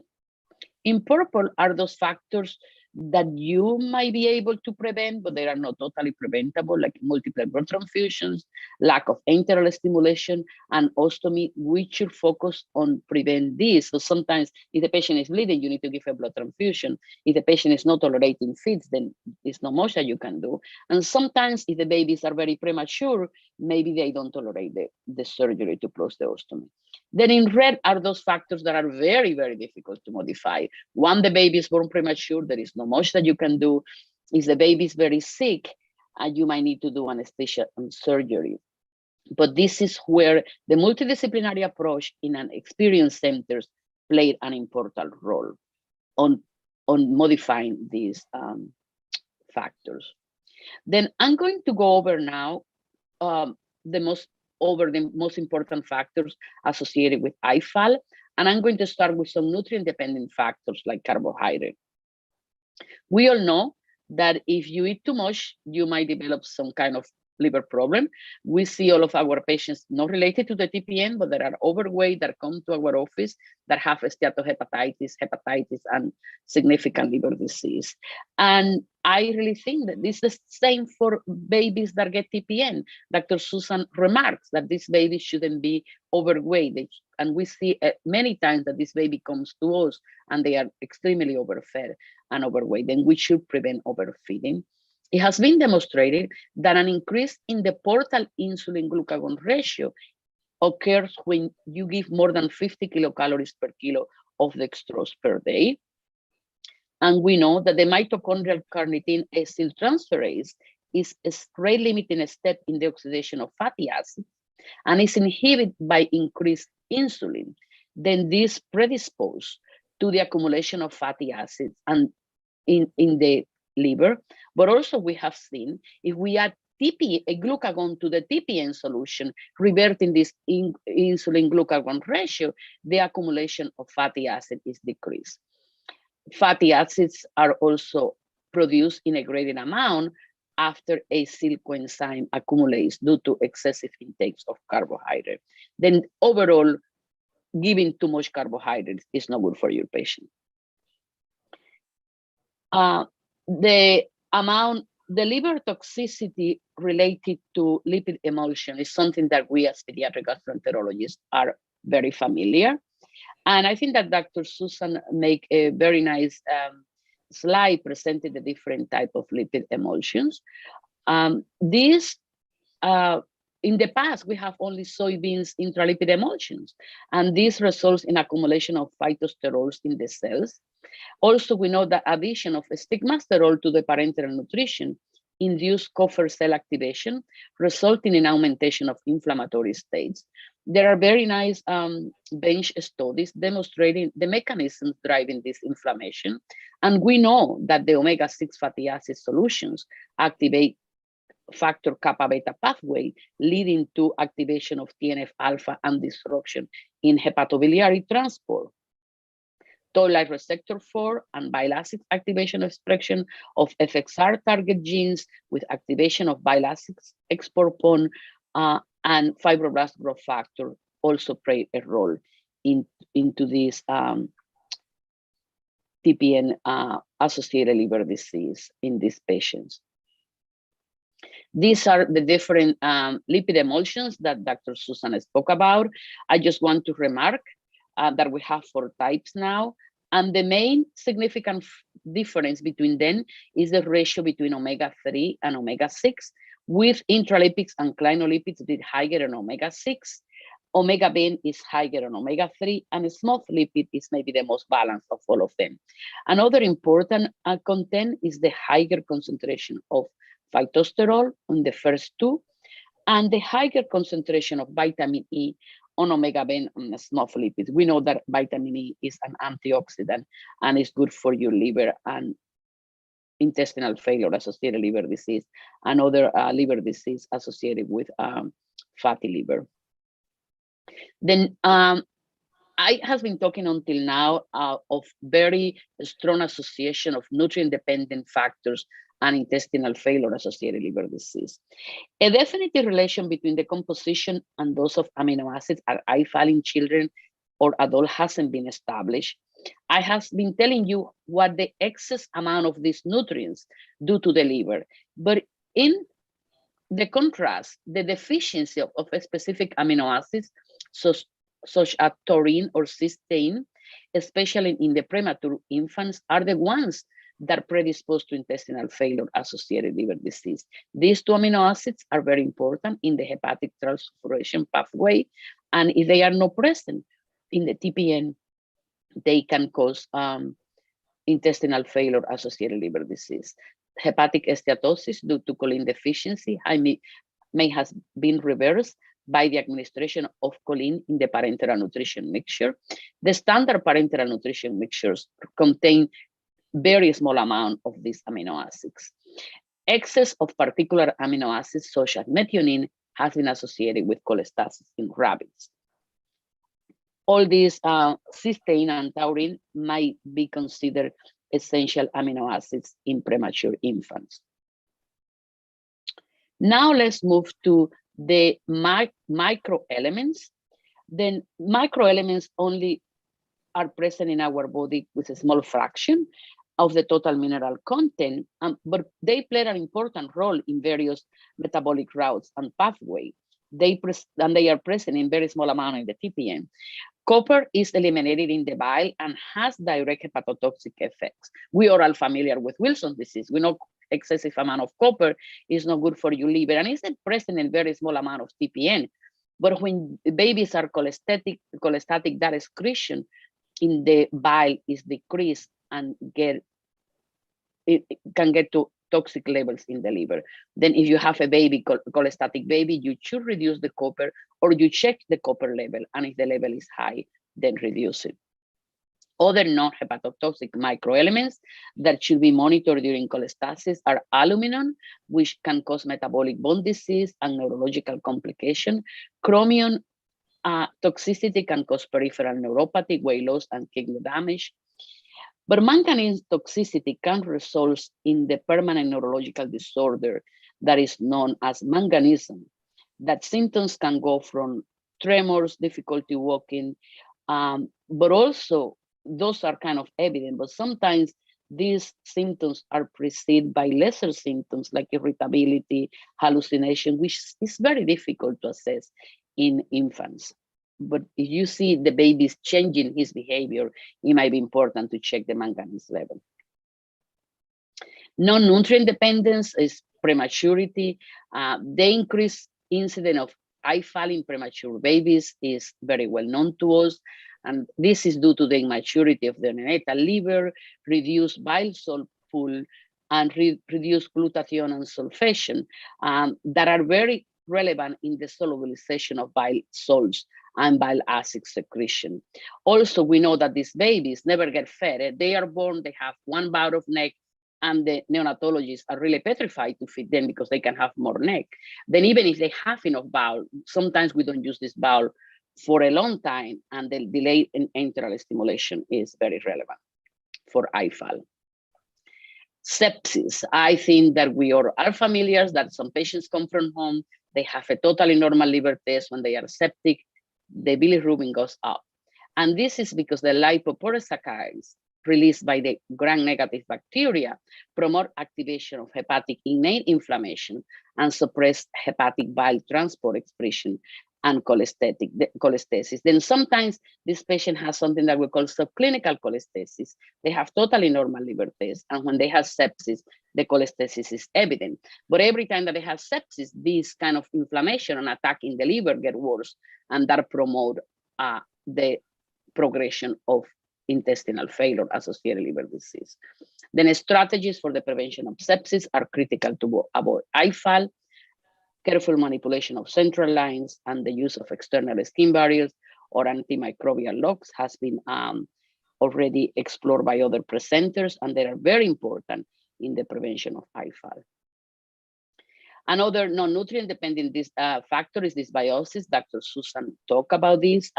Intestinal dysbiosis in animal models and human studies has been linked to worsening cholestasis, but it's still uncertain whether the changes in the microbiota are the results of cholestasis or they induce cholestasis. We know some biological active factors absorbed in the injured and hyperpermeable intestine, combined with some components of the TPN solution, synergize to activate hepatic innate inflammation and cholestasis. Then I think that it's very important that we pay attention to this and try to manipulate the intestinal flora, whether it's antibiotic regimen, probiotics, prebiotics, or even fecal microbiota transplant. it's not clear which one of these are really relevant, and more studies are needed. It should be focused of clinical trials, whether it's at the bench or the bedside, to determine which of these therapies are relevant to prevent IFAL. Then let's go back to our clinical case. I think that we have established that this baby has multiple abdominal surgeries and to manage peritonitis, have a significant portion of the intestine removed, have many bacteremias. Then what can we do to help this baby? I think that it has been established. Balancing caloric administration to prevent overfeeding is important. The start administration of macronutrients, then you need to balance how much fat you are going to give, how much carbohydrate. The appropriate selection of fat is important, and mindful of the amino acid composition. Early enteral nutrition, prevent polypharmacy, establish intestinal continuity, the use of hormonal therapy, as very nice explained by Dr. Susan, cycle the TPN, appropriate and timely surgical intervention is in an experience center. And what I mean with that, sometimes babies come to us and they are 2 months and they have been in the OR already 10 times, and they have attempt to close ostomy maybe too early and the hissing. Then sometimes it's more important to give medical treatment to these patients, allow them to cool off the abdomen, and then take them back for one final surgery. Because we know that recurrent surgeries and anesthesia are important factors in IFAL. Then I hope that so far I have demonstrated to you that IFAL is a complication of intestinal failure. It's not a primary liver disease. Then here I think that I demonstrate that liver is an innocent bystander of intestinal failure and intestinal failure management. But I think that in this last part of my lecture, I'm going to demonstrate to you that also IFAL is the impact of IFAL is a driving force of intestinal failure. Then we have the same clinical case that now we have. 2 minutes, Doctor. He has iron deficiency anemia, elevation of the liver test, and abnormal bilirubin. Then this is a study that we presented where the patients that have IFAL with an elevated bilirubin have worse prognosis, with more patients requiring transplant or dying while in the intestinal failure phase. Also, in this study, we demonstrate that 42 patients with intestinal failure, if they have an abnormal histology and increased portal pressure, took less time and they were more likely to come off TPN. Also, it has been demonstrated that some patients with intestinal failure might benefit from an isolated liver transplant if they have a potential for rehabilitation, and these are the patients that tolerate at least 50% of the enteral tolerance. They are less than 2 years of age and they have no underlying liver disease. Then in summary, I think that I have demonstrated that intestinal failure is a significant prognostic factor for morbidity, mortality, and need for transplantation, that IFAL drives utilization of valuable resources like liver-inclusive graft, that early diagnosis of IFAL is challenging because liver tests sometimes don't tell you the whole story. There is no current therapy for IFAL, then the prevention of advanced disease is of paramount importance. In conclusion, early diagnosis and recognition of IFAL is an important in order to prevent the undesirable outcome of end-stage liver disease.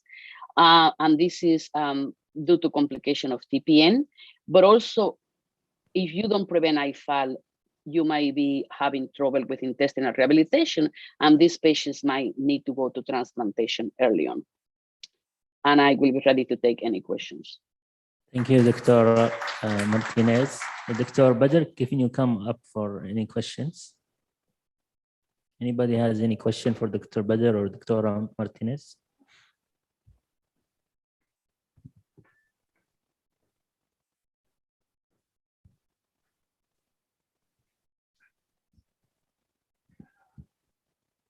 Thank you very much, Professor Martinez.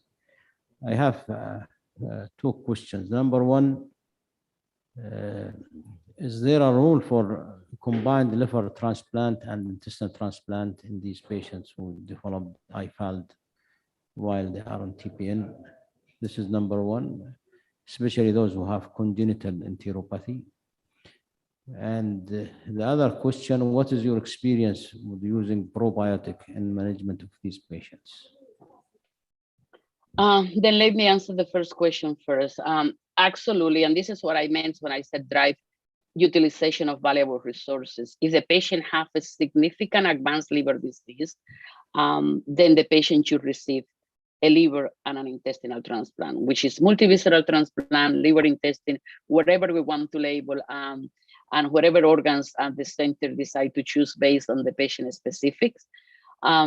But when I mention those patients that might benefit from isolated liver transplant, are patients that have enough intestine and has been progressing on the intestinal rehabilitation route, has been tolerating enormous amount of calories enteral, but it still needs parenteral nutrition. We know that intestinal failure associated liver disease or any liver disease, patient with any liver disease require more calories than for those patients that are tolerating significant amount of calories enterally. And we think that the intestine works well and they have been stable, maybe doing an isolated liver transplant is the solution. I don't want people to get the idea that any patient that have liver disease, if they don't have a potential or a path for rehabilitation after the liver transplant, I don't recommend to do isolated liver transplant. We really assess the patient. Is a patient we think that have a potential for rehabilitation that could be tried, because we know that the outcome of isolated liver transplant is much better than the outcome of multivisceral transplant. The question about intestinal enteropathies, then those patients with intestinal enteropathy, if they go to transplant early before the development of IFAL, they just might need an isolated intestine. If they have a significant advanced liver disease, then those patients should get a liver intestine or a multivisceral transplant. And the probiotic in clinical practice? Then the probiotics are difficult and very difficult question. There has been a lot of concern in the literature that if the patient is getting TPN and you give probiotic, you might increase the amount of bacterial load in the intestine and might predispose to bacteremia. Also very important, some parents are really keen, they want to try the probiotic in these patients. Then I tell them the manipulation of probiotics shouldn't happen in the same room where the patient is when you are going to manipulate the TPN. The sterile technique of washing your hands and the manipulation of the probiotics shouldn't really happen at the same time that the TPN is administered. I'm very hesitant to recommend that at this point. I guess that it might be relevant in a very selected group of patients, but more studies are needed, I think, at the bench and also clinical trials to determine whether these probiotics are really helpful in the prevention of intestinal failure. Thank you, Dr. Martinez, for an excellent presentation. I do have two questions. Question number one is regarding outside the infancy, outside the age of 1 year, any precaution for the parenteral nutrition in terms of protein and carbohydrates? The second question is about the use of orthodeoxycholic acid in those with IFALD. Thank you. Thank you. These are two important questions. I think that the TPN management overall should be always the same. We should prevent overfeeding. We should provide the appropriate amount of calories and nutrients that these patients need to grow, because if you don't give TPN to a child and it doesn't grow, then you are giving a disservice to this child. But also, I think that the enteral stimulation is very important. Even if the child doesn't have a lot of intestine, allow him to eat by mouth or giving him a small amount of tooth feeds are very, very important. And I think that you are more successful in preventing intestinal failure in older kids. We very successful can give TPN for many years in older kids, and we don't see IFAL. In the premature infant is very difficult. The use of also the oxycolic acid, we use it all the time. We feel that if the patient is cholestatic, it can help with the solubilization of the bile. But there are no good, strong studies, mainly in humans. There are some animal studies that support that using the oxycolic acid might prevent the retention of bile acids. But we don't have good clinical trials to prove that. I think that having these patients are rare conditions, rare disease, and having good randomized controlled trials are a must for us to be able to answer all these questions and have really good clinical guidelines and a standard. I think that we all practice different because there is no one good study that proves that these things, this therapy or this management is definitely important for this patient. Then these clinical trials are important.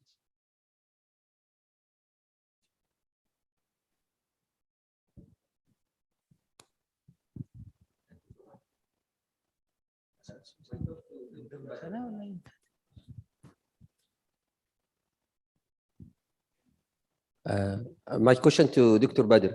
I like your yearly lecture about the advancement of intestinal failure center in your center and the new protocols, new management. Today you are talking about more than 100 cases of short bowel syndrome yearly in our country. Not talking about other causes of congenital enteropathy or these things. Do you have any special criteria for starting TBN management according to good or poor prognosis?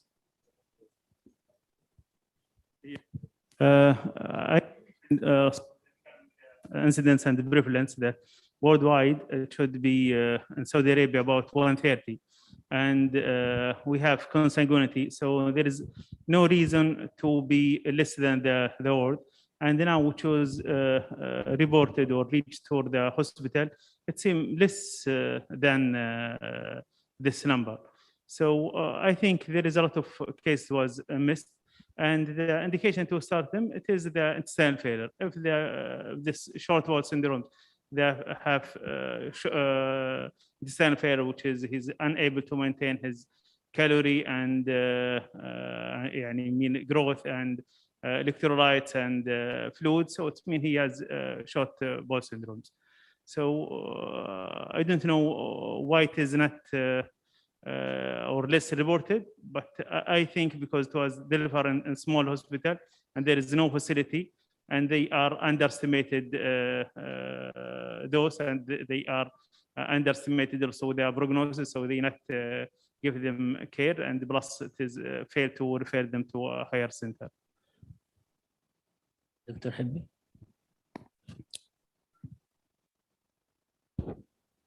My question to Dr. Suzanne. Is there any role of amoxicillin carbonic acid in small intestine motility? Yes, we do use it for small intestinal motility. The trouble with the motility agents, the antibiotics, is that it's worth a trial, but long term, they probably don't keep working. So if you do start them, after a period, it's always worth stopping and seeing if it's still needed. But yes, we do use co-amoxiclav. Yeah. For how long you could use it? Well, I think that there's evidence of, certainly with erythromycin, there's some evidence that it becomes less effective the longer it's used for. And we would certainly use it for several months. But I think if you're getting into years, then you need to trial stopping it and seeing if it's still having any effect.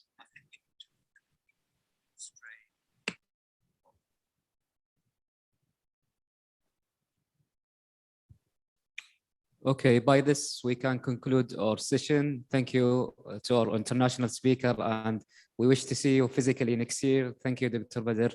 Thank you very much. Thank you.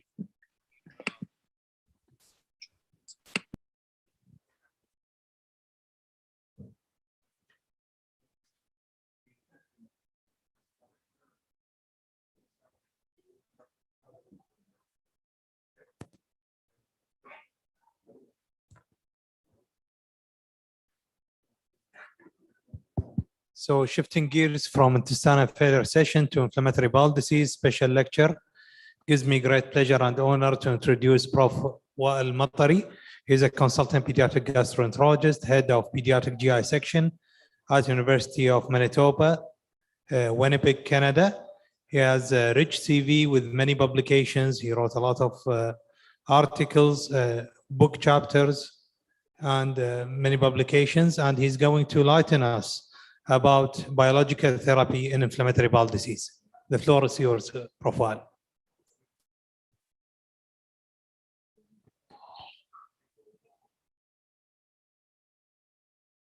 Assalamu alaikum. Thanks very much for the kind invite for Professor here. The colleagues, friends, brothers, sisters, I would have loved to be physically available in Riyadh, but inshallah, so for the next 30 minutes, I will just try to summarize and give an overview from so we'll review the impact of management. We'll discuss the positioning of allergies, especially introduction of several of them, and both chronic disease of hepatitis. And we'll talk about new biologics. We'll start with these that I came across recently. So of them chronic pain or diarrhea and weight loss. And then we will obviously have a major problem anemia, hypoanemia, and high markers that who's asking positive bodies. So we see it from spasticity with Prognosis, and this is the microscopic evidence of this IUD. You can have those ulcers, reduction of entity. Discussed the diagnosis with his parents and suggested EEN and anti-TNF for maintaining remission. They agreed with the EEN for 6 weeks, but they declined the introduction of anti-TNF. And that was really very upsetting and disappointing. And we had several meetings with the parents. They were very worried about side effects, despite reassuring them about the risk-benefit balance and the risk of having bad Crohn's disease untreated. That can be really, really anger-provoking, especially when you are dealing with a young person who would have his life in front of him, and parents are making the decision for them, thinking that they are making the better choice. But why we get very disappointed and angry and upset? The reason is we do have very limited window of opportunities when we deal with inflammatory bowel disease. And so I love this graph because it does explain to us this limited window. So from controlling the disease activity in terms of clinical symptoms to prevent progression, and you have this limited window in time to hit the disease hard and to prevent the disease from proceeding to the fibrosis, stricturing stage. It's a point of no return, and then development of complications like penetrating disease with fistulas and abscesses, in which case you will have to get to the surgical management with the loss of some parts of the bowel, and then increasing the possibility of future surgeries. Now, in the old days, we always targeted the clinical remission about maybe 30 years ago. And then we started looking at biomarkers, CBC, inflammatory markers, and serum albumin, and we targeted normalizing that. But over the last 15 years, our map has changed significantly And we are now demanding not only mucosal healing, but even, I think, pathological and histological healing is certainly coming. And so we looked at our data in Manitoba. We have excellent administrative databases, and that graph solution in using tumor necrosis factor antagonist in the first year of diagnosis.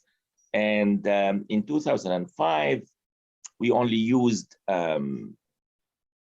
TNF in anti-TNF in about 5% in Crohn's disease, and maybe 0% in UC, and that is evolving to become about 60% in 2017 in patients with Crohn's disease, and about 40% in patients with UC. These are pediatric data, and it just reflects our target, the change of target, the treat to target, and our ambition to hit the disease hard from the beginning, inducing not only clinical remission, but also mucosal and endoscopic remission.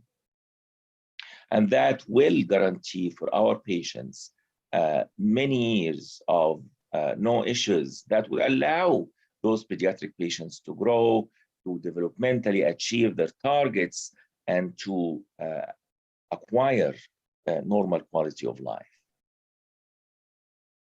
And so the introduction of biologics has really revolutionized our paradigm and our treatment strategies in IBD. We know that biologics are different from chemical medications. They are monoclonal antibodies and mainly driven from either human or animal resources. These are this is the roadmap for really the timeline for biologics.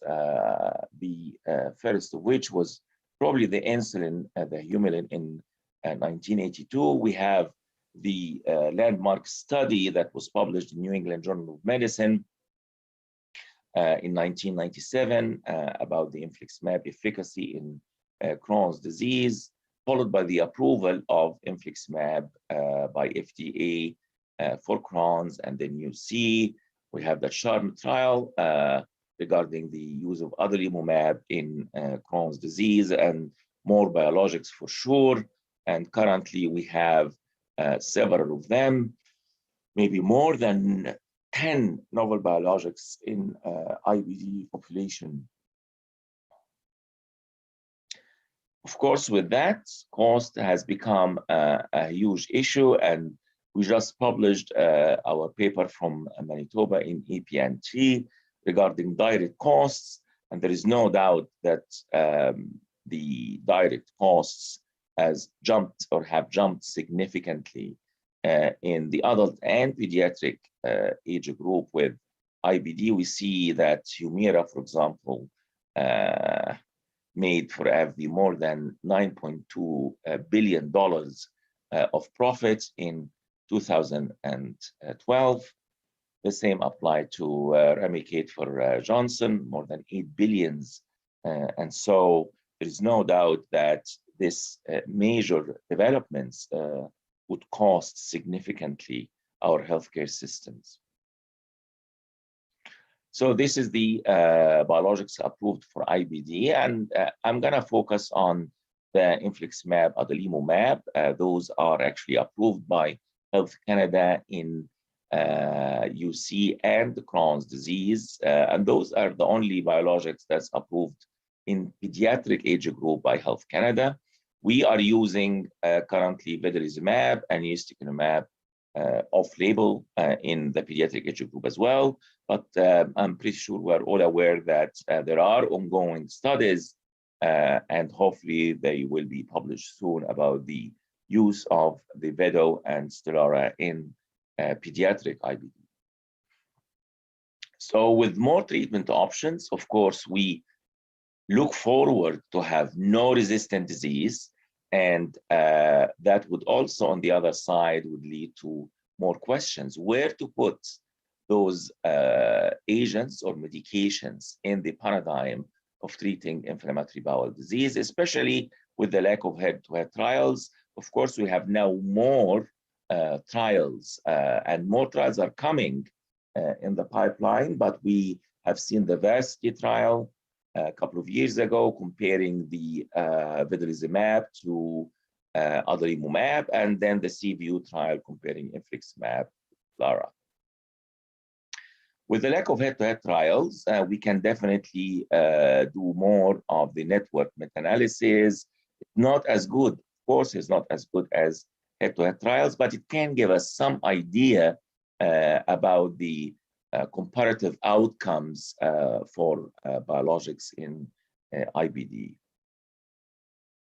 So the positioning of biologics in Crohn's disease, those numbers are taken from the RCTs. We always have to remember that in clinical scenario, the numbers are much higher than we see in clinical trials. And so placebo can affect actually the disease positively, perhaps between 15 and 20%. Infliximab still comes as number one for induction of remission, especially that we have to appreciate that patients who are exposed to infliximab in these trials were biologic naive. Of course, when you start biologics in biologic exposed patients, you would have less numbers than those. There was a consensus among the Canadian expertise that was held a few years ago, and the aim of that was to try to put some guidelines on how to use those biologics, especially with the introduction of several of them, and what are the red flags that you can see as a clinician to know that the disease is severe and you have to hit the disease from the beginning with your hard sledgehammer. So those factors in the adult side would be an old age above 65, but in the pediatric age group, all of them are considered as high risk, less than the age of 40 at some points. For us, it's less than the age of 18. But of course, if we have preanal disease, that's considered also very high risk in our pediatric population. Extraintestinal manifestations on diagnosis. And then once patients had surgery, especially those with Crohn's disease, then you will have to be aggressive about post-operative prophylaxis. And over the last 15 years, we have been more informed, and we're learning more about therapeutic drug monitoring, and we'll also talk about that in the next few slides. So this is an algorithm. If you do have preanal disease, so you must start from the beginning with an anti-TNF, but if you don't, maybe you can look at other risk factors, like history of serious infections that can apply to kids as well. And in kids, we have to also consider things like severe malnutrition and severe failing to thrive. So for us, when I see that, I hit from the beginning with an anti-TNF. Again, concordant or discordant extraintestinal manifestations can be red flags and can be another indication to start with a biologic from the beginning. And last but not least is postoperative prophylaxis. Now, the only biologic that has been considered appropriate in this setting is using an anti-TNF. And of course, with the shift of practice away from azathioprine with the red flags about the major side effects, although rare, I personally still using it. I counsel my patients about malignancy, including hepatosplenic T-cell lymphoma, but definitely it is not as it used to be commonly on the old days, especially in young males. Unfortunately, we don't have the same evidence about the efficacy of new agents like ustekinumab and vedolizumab in this scenario. So we are not using them in this setting. Again, leaving patients on no treatment is not recommended. Now, the question is mono versus combo. We published this study about a year ago in GPGN. We looked at our data in West Canada, and the usual practice when you start something like infliximab is to do a combo therapy. In males, we probably use methotrexate. In females, we use azathioprine. If they are in the childbearing age because of the teratogenicity of methotrexate. Now, how long we should be doing this combo therapy? Perhaps for a year, but then we reassess by either biomarkers like fecal calprotectin or scoping them, and I usually scope them about a year after the initial diagnosis. And if I have complete mucosal healing with absence of ulceration, then I would consider stopping the immunomodulator. However, some red flags might stop me from doing that, including patients presenting with severe Crohn's disease. I'm talking about pediatric UC activity index above 65, or those patients that I cannot maintain the trough levels of infliximab more than 5, despite having high doses and shortening intervals. So those will be the red flags for me that I would continue with the combo. Severe perianal disease is another factor that perhaps would make me hesitant to stop the immunomodulator. Those are the AGA guidelines for therapeutic drug monitoring, and I think those suggested numbers can work in the adult population, including infliximab more than 5. That's a maintenance concentration, or Humira more than 7.5. Now in kids, I definitely find those numbers perhaps less efficient in maintaining remission, and we use higher numbers, especially if the disease is complicated by perianal fistulas or severe distribution, extensive small bowel disease, and severe hypoalbuminemia at diagnosis with failing to thrive. Now, in those guidelines, they also suggested that in adult patients with quiescent IBD, AGA makes no recommendation regarding the use of routine proactive therapeutic drug monitoring. I personally found that the proactive is helpful, but it didn't seem that was the conclusion of this recent RCT that was published last year in JAMA. And they looked at several groups in patients with immune mediated inflammatory diseases like rheumatoid arthritis and IBD. And it didn't seem that the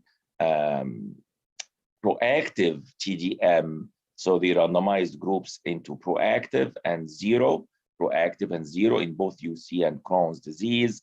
And they looked at the outcome in terms of clinical remission in around 30 weeks after randomization. And it didn't seem that the proactive TDM has helped.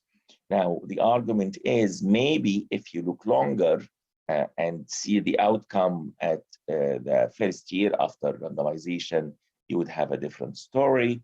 And again, this is an adult trial. Perhaps pediatrics would have a different outcome.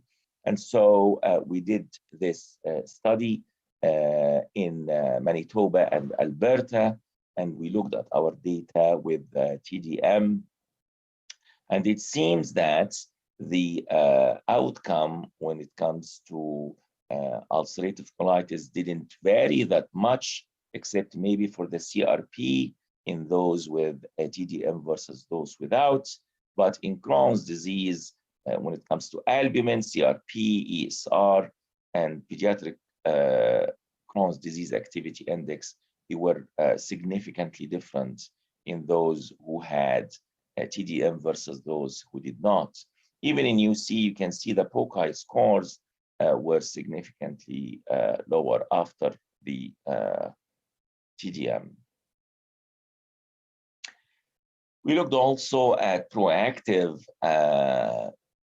therapeutic drug monitoring in perianal disease, trying to estimate the level that would be associated with clinical healing of perianal fistula at the 6-month time point after diagnosis, and that's across Canada in our IBD Canadian network. And it seemed that infliximab level was the one that is predictive of fistula healing at 6 months post-start infliximab. You can see the ROC curve here, and we found that a concentration of 12.7 would be associated with perhaps healing of 80% of patients with Crohn's disease and perianal fistula 6 months after diagnosis. If you go to a trough level of maintenance infliximab of 20, that would probably give you higher than 90% clinical healing of perianal fistula 6 months after the start of treatment. I'm showing this algorithm because I really don't agree with some of it. That was published in IBD a few years ago from a group of experts. And so what I would like to highlight here is the inadequate IFX concentration. So when we mention those numbers, we are not expecting that those numbers will be inclusive of 100% of our patients. We do see patients that you don't have any clinical response till you probably give doses of infliximab up 20 milligram per kg, especially in patients with UC who sometimes need expedited course, and instead of 0, 2, and 6, we give 0, 1, and 4, 10 milligram per kg induction, and sometimes you are even failing to see any meaningful concentrations when we look at trough levels, simply because the severe hyperalbuminemia and severe inflammation of the colon where the infliximab will be excreted with stools. The other thing that I would like to mention here is the presence of antibodies. And so if you don't have a response, you don't have antibodies, you can definitely shorten the interval. It seemed that shortening the intervals would work better than increasing the dose. And adding immunomodulator would also be very helpful, especially if you have low anti-drug antibodies. If you do have very high anti-drug antibodies, you might be wary also of severe infusion reactions, in which case it might be safer to switch to another anti-TNF. So if you are giving infliximab, Humira would be a good choice. So those are the recent AGA clinical guidelines for moderate to severe UC. So in adults, outpatients with moderate to severe UC, the AGA recommends using either infliximab or adalimumab from the beginning. We can also use Vedo if you do have access to it from the beginning. It does seem that the safety profile of Vedo is better than anti-TNF agents. And that's definitely much better than no treatments. I don't have access to TOFA, and Stelara is and has been used, and we published our IBD network experience with Stelara in UC in APNT last year. In adult patients with moderate to severe UC who are naive to biologics, perhaps using infliximab or Vedo from the beginning, maybe rather than adalimumab. It seemed that the consensus is adalimumab is not as effective as infliximab in patients with moderate to severe UC. We don't have head-to-head trial, of course, but since the publication of the pediatric trial of adalimumab last year is quite promising and showing good results. It's a multi-central trial, and we can definitely use adalimumab more in UC. Again, in adults, patients with severe UC who have been previously exposed to infliximab, so by definition, they are not biologic naive, and they didn't respond, then maybe something like ustekinumab and vedo. In this particular population, when I use vedo or Stelara, you may even consider using immunomodulator, although the efficacy of the combo therapy in those new agents has not been validated yet. And then in acute severe colitis, the IV steroids, we can use the infliximab as well and cyclosporin. We moved quite away from the cyclosporin, although these are the SASPGHAN guidelines published by Dan Turner in 2018, and cyclosporin and PEC have been there as well as a second line of rescue therapy. Now we have to remember that cyclo and PEC are not long-term medications due to the major problems with safety and major adverse events. And so I used maybe infliximab all the time, to be honest. Now the target level here is 5 to 10 for maintaining remission. And as I mentioned, we can go up to 10, 0, 1, and 6 rather than 2, 0, 2, and 6, 0, 1, and 4. And then I usually put them on even higher level than 10 if they present with severe acute, at least for the first year, and perhaps after that, I could relax the levels to 5 to 10.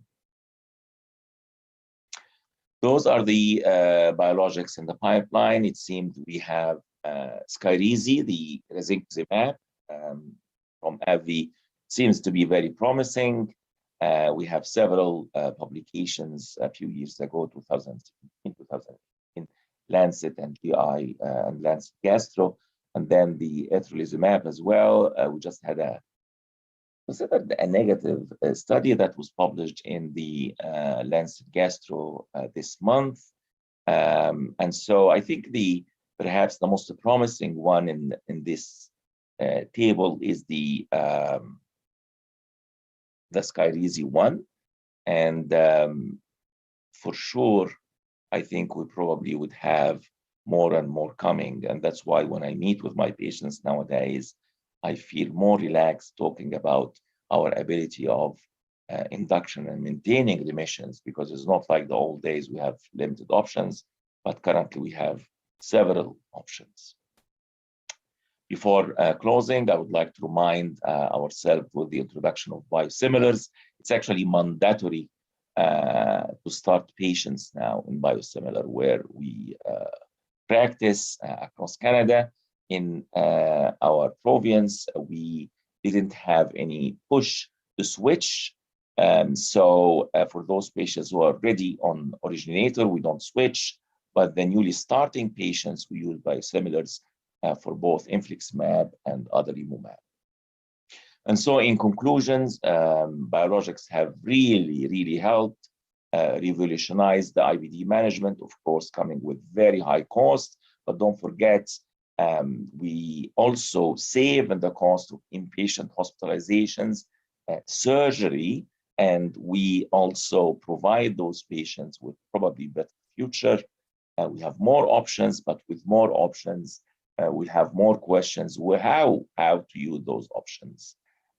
We have more emerging data on positioning, and perhaps we'll have more and more data once we have more head-to-head trials. And I think we do have more head-to-head trials coming. We saw the Varsity and we saw the CView, but there are some clinical trials in the pipelines. And then we are looking forward to have more in our arsenal of medications in IBD. Thank you very much. And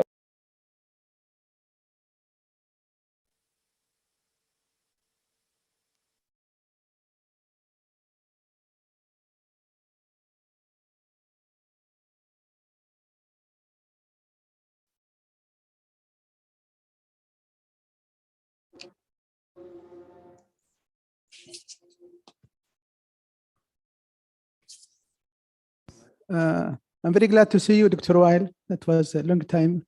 I was hoping to see you physically here in Jeddah.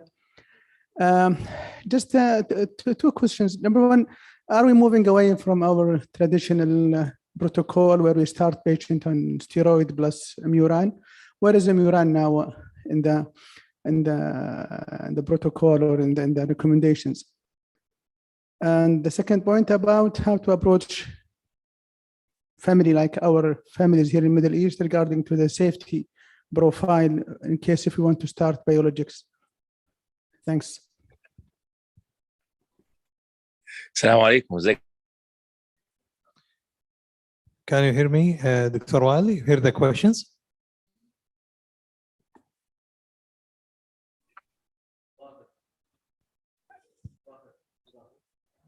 Assalamu alaikum. Assalamu alaikum. ازيك cannot hear you. You can hear us? Unmute. Your You mic can is unmute mute. yourself, yeah. I don't think I am muted. Okay, did you hear my questions? I did. Thank you so much. Assalamu alaikum, everyone. It's great to be among brothers and colleagues, and I wish I've been with you physically, but inshallah one day. The first question about the azathioprine. Absolutely, we are moving away from the old algorithm. I did show you, probably didn't, I can't remember, but we published our experience in Manitoba, and 60% of patients with Crohn's disease now, we are starting biologics from the beginning. The problem is the azathioprine now is something like scary to everyone with the cancer risk, especially in young males.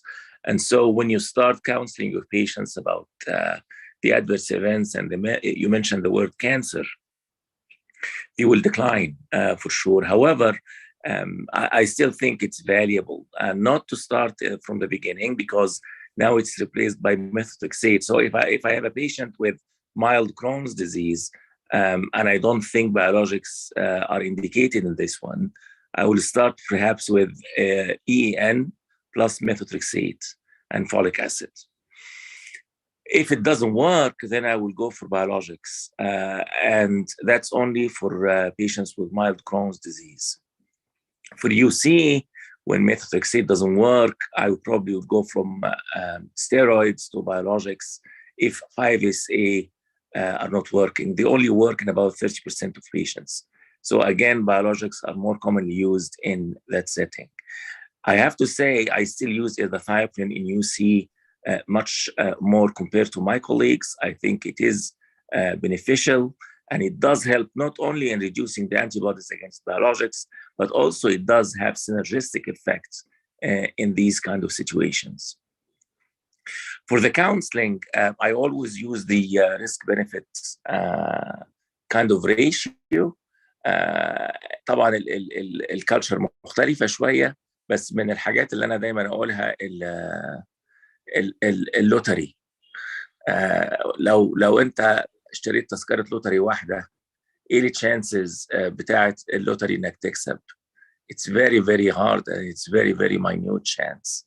لو أنت اشتريت تذكرتين أو ثلاثة, it does increase the chance, but the overall chance is still very very minimal. دي علشان بس ابسطها للعيان. ببسطها للعيان اقول له لو انت جاي النهارده بالعربيه ليا عشان تشوفني والجو وحش، انت برضه خدت العربيه بتاعتك عشان تيجي تقابلني وخدت الريسك انك تسوق في الجو ده. الريسك بتاعت انك تعمل رود ترافيك اكسيدنت في الجو ده tens of times much more than the cancer risk when using those agents. So I'm trying to just simplify the risk-benefit ratio. I always start with giving the advantages of using those medications. عيانين كتير جدا بيخافوا من السيرجري، واحنا عارفين ان انت if you don't hit the disease hard, you're going to end up needing surgery very early on in the disease. And so I always start by salvaging the colon, preventing surgery. If you start having surgery, this will increase significantly the risk of having future surgeries. I always also talk about quality of life. And so still I have some difficulties. Not everyone will agree with me. I just had a patient that he decided to just give his son the naturopath medication, and his son actually does have even stenosis from the beginning, but he decided to go in his own way, and I had to go through CSF. And so it doesn't work for every single one, but it does work for the majority of patients. Okay, great. Other question at the back, please. Thank you, Dr. Wa'ad, for this excellent presentation. I have two questions. First one, what is your experience in using high-dose adalimumab? Talking about 40 milligram in more than 40 kg and 20 milligram in less than 40 kg in patients with Crohn's disease. Second question, you have mentioned that you are not in favor of using calcineurin inhibitor after failure of anti-TNF. Can you comment on that? Thank you. أنا سمعت السؤال الأولاني كويس، فلو حضرتك تكرري السؤال الثاني بس. السؤال الثاني, you mentioned that you are not in favor of using anti-calcineurin inhibitors after failure of anti-TNF. Basically, cyclosporine and tacrolimus used after as a rescue therapy. So can you just comment on that? Thank you. Sure. So for the first one, I don't have success with adalimumab when I use with TGM less than 15, even for maintenance. And so I do use high doses, even for those patients who are less than the 40 kilograms. So I don't use 20 milligram unless I have a patient who's less than 20 kilograms. But for patients above 20, 25 kilograms, I always use 40 for maintenance. I do TGM. And it's interesting because the PMOT study showed that a level of above 5 is usually successful. I've never had success with that level. In fact, I've never had success even with levels between 10 to 15. And so I usually see patients relapsing in those levels. So above 15, that's what I target with adalimumab. And I use 40 for maintenance. Sometimes I even go up to 80. I do sometimes every week if I cannot establish a level more than 15 and sometimes even 20. So that's for the first question. For the second question, if I don't really have success with anti-TNF, I switch to out of class. So I switch to either vedolizumab or Stelara. But I haven't used TAC since 2010, and I haven't used cyclosporin since probably 2006. The reason is I have seen major side effects. Yes, we use them only for 3 months for bridging, but the other agents as well, long term. So you've seen significant hypertension, renal toxicity. I don't think we have validated drug level of tacrolimus in that setting, not like the transplantation. So again, significant safety profile issues, plus the lack of long-term durability. So I would switch out of the class. Thank you. Dr. Mahmoud, and then Dr. Mohammed. Thanks, Wael, for this nice talk. The question about azathioprine again. If the family agreed to use it as an immunomodulator with infliximab, for how long you will use it? The second question, do you advise us to do level after the infliximab for any fistulizing disease? شكرا جزيلا. السؤال الأولاني لو أنا استخدمت azathioprine, I usually use it for at least a year. And so my protocol is use it for a year and then scope the patient, not only do an FCAL, but also scope the patient. And once I have complete mucosal healing, then I will stop it. And I will continue with the anti-TNF or the infliximab as a monotherapy. If I don't have mucosal healing, then I will continue with it. And maybe I increase the level of TDM or the trough level of infliximab till I establish mucosal healing.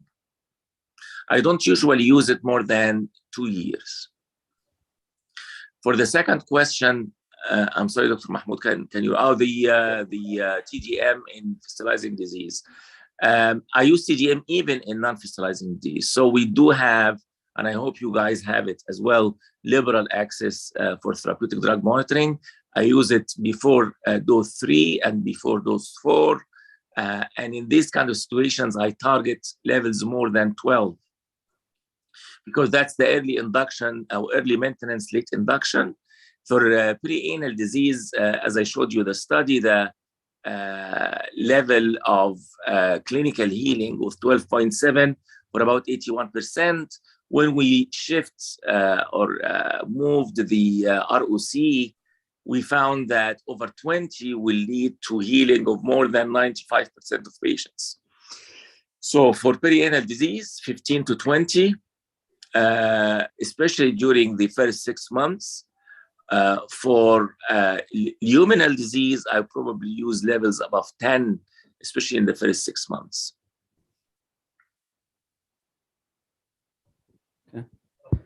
Thank you, Dr. Wael. Thank you, Prof. Wael. Sorry. I would like to ask about patient with severe UC and probably started the infliximab because of non-response to steroid. In such cases, do you prefer to wean, for example, especially patient young, or for, let's say, for financial reasons or traveling, or after how long on infliximab or on biologic you will switch to Imuran? I think you will scope the patient, but usually you will give how much time? Is it 1 to 2 years, 3 years, or you will continue till adulthood? Shukran jazeelan. And once I start biologics, I don't stop biologic. So it's biologic till they move to the adults. And I tell the patient this from the beginning. So I usually end up using the biologic as a mono agent, even if I start with several agents. I don't recall I have a single patient that I had to switch from biologic to an immune modulator or to back to 5-ASA. We don't have usually financial problems because the companies would give the patient the drug as a compassionate, even if they cannot afford it. And that's why I in my practice, I never switched back. Okay, question here, Dr. Nabl.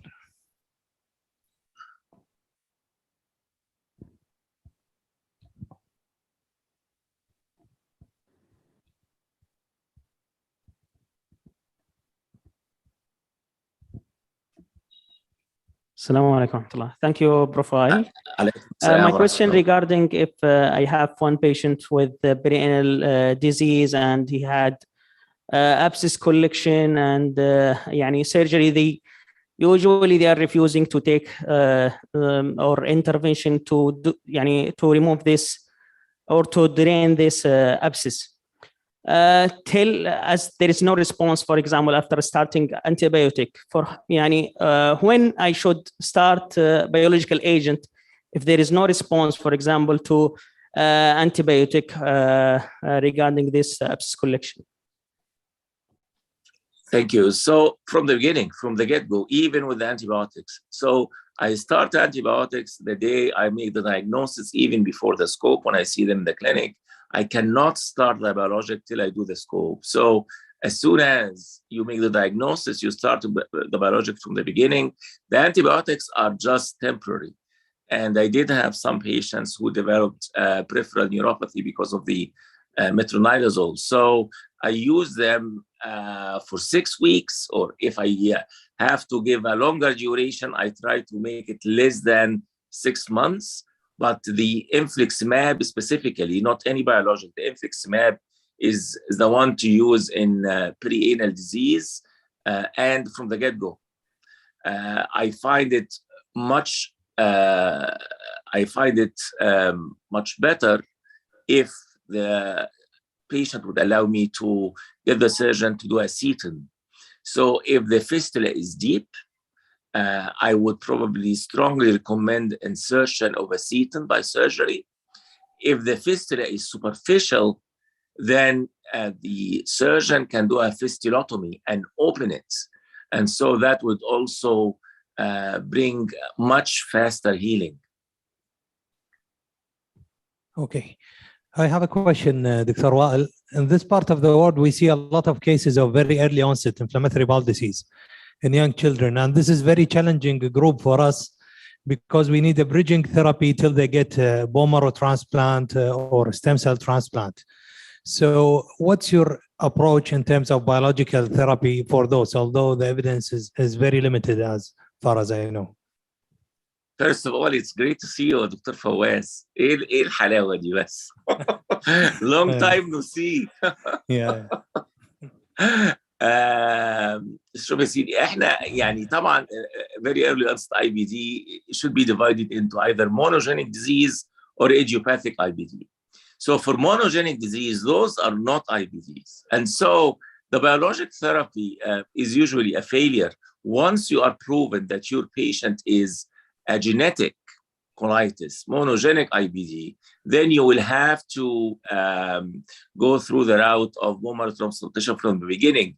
I know there have been some success with anti-IL-1 as a medical treatment, but I don't think there is any place in using biologics unless you don't know whether this is monogenic IBD or idiopathic IBD, but there is no point of giving them biologics, to be honest. Thank you very much. With that, we came to the end of the session. Thank you very much, Prof. Wael, for joining us and giving this excellent talk, and hope to see you next year, inshallah, physically here. Thank you. It's been really, really wonderful. Thank you so much. Assalamu alaikum. Thanks all. We come to the end of the session. We'll have a satellite symposium tonight at 8:30 p.m. followed by dinner, inshallah. Thank you.